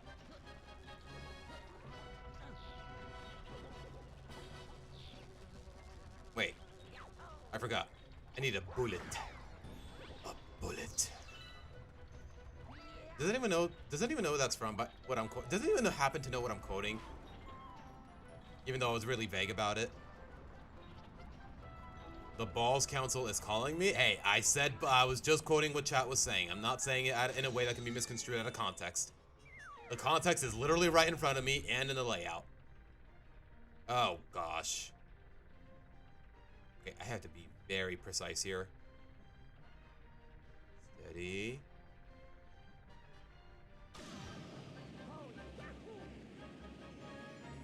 Okay. Do I hate Jack Dope? Should I know who that is, Arian? Arian. I feel like I should know who that is, but yeah, I have little to no idea who that is, Arian. If I'm being honest. Yeah, Lonely. It's from Wallace and Gromit. Somebody got it.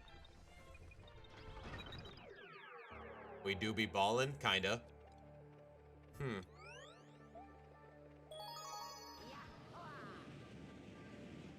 Yeah, Aura to I didn't see much of a difference compared to the old one.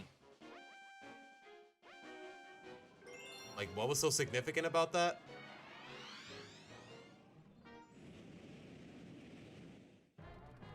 All right, give me the bullet.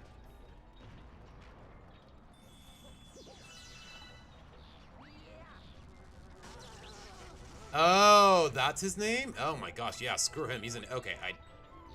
I don't know if I would hate him because I don't know enough about him, but yeah. Yeah, he's an idiot. He's an idiot.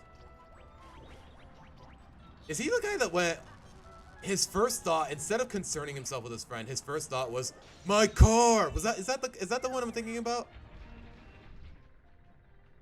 Yeah, screw him. He's a douche. Screw him. Yeah, I kind of hate him. I'm telling you, man, some people are just so shallow. Like, he was driving with a friend, he was live streaming in the middle of a drive, and when he crashes, his first concern is the freaking car, and not the well-being of his... you know what? I'm not gonna get preachy about it. Screw the loser. That's it.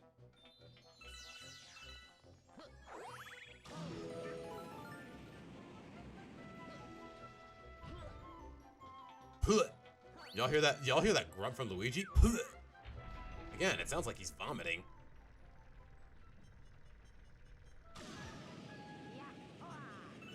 Okay, I did not mean to pick up that star bit, but I'll take it. Okay, I'm willing to bet the green star is here somewhere.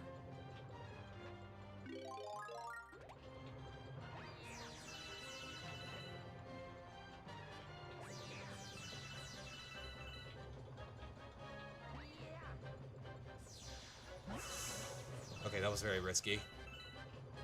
Okay, I'm willing to bet it's here somewhere. Come on. Bet. Just bet.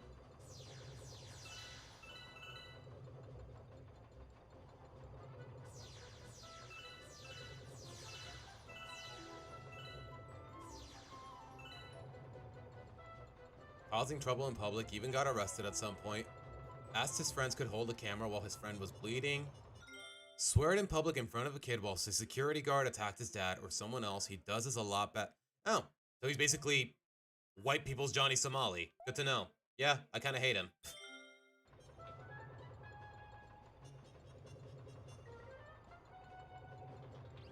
Okay, did we make the full rotation yet? I don't see the green star. So, screw it, I guess. Rather, I don't hear it, is what I'm trying to say.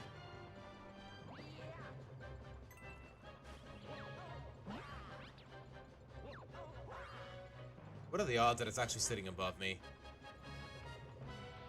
You know what? It's too late to...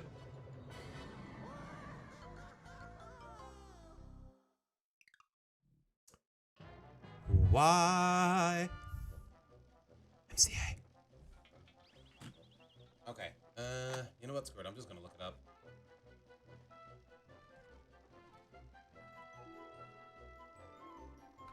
I already got the first one, right? Yeah, it was above the target, if I remember correctly. I'm telling you guys, it's a little hard to focus with this heat, but it is what it is. Ironically, I focus a lot better in cold weather. I guess that's just how it is.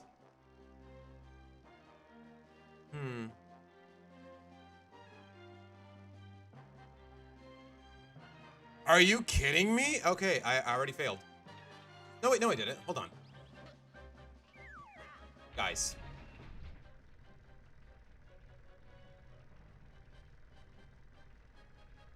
Seriously?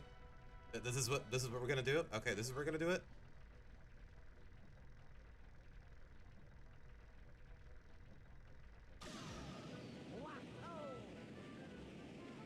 Either I get it or I'm dead. There's no in between.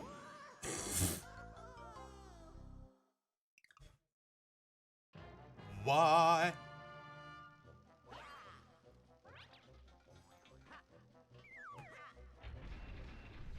Okay, I guess a little higher.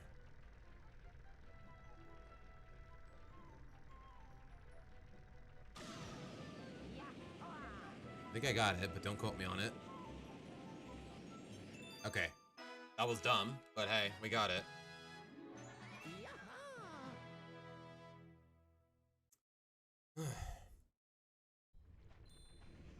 Arian, I don't think we gotta take our imagination to that extent, honestly. Like, what does Jack Doherty have to do with the Loud House, man?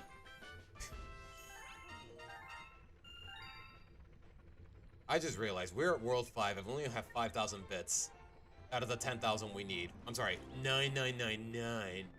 If y'all care about those semantics. Huh. But alright, I think... yeah, just 2 more worlds to go, guys.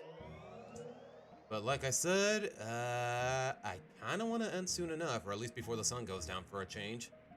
So... you need to be high to get green stars, or you just gotta be really a committed idiot like me. So...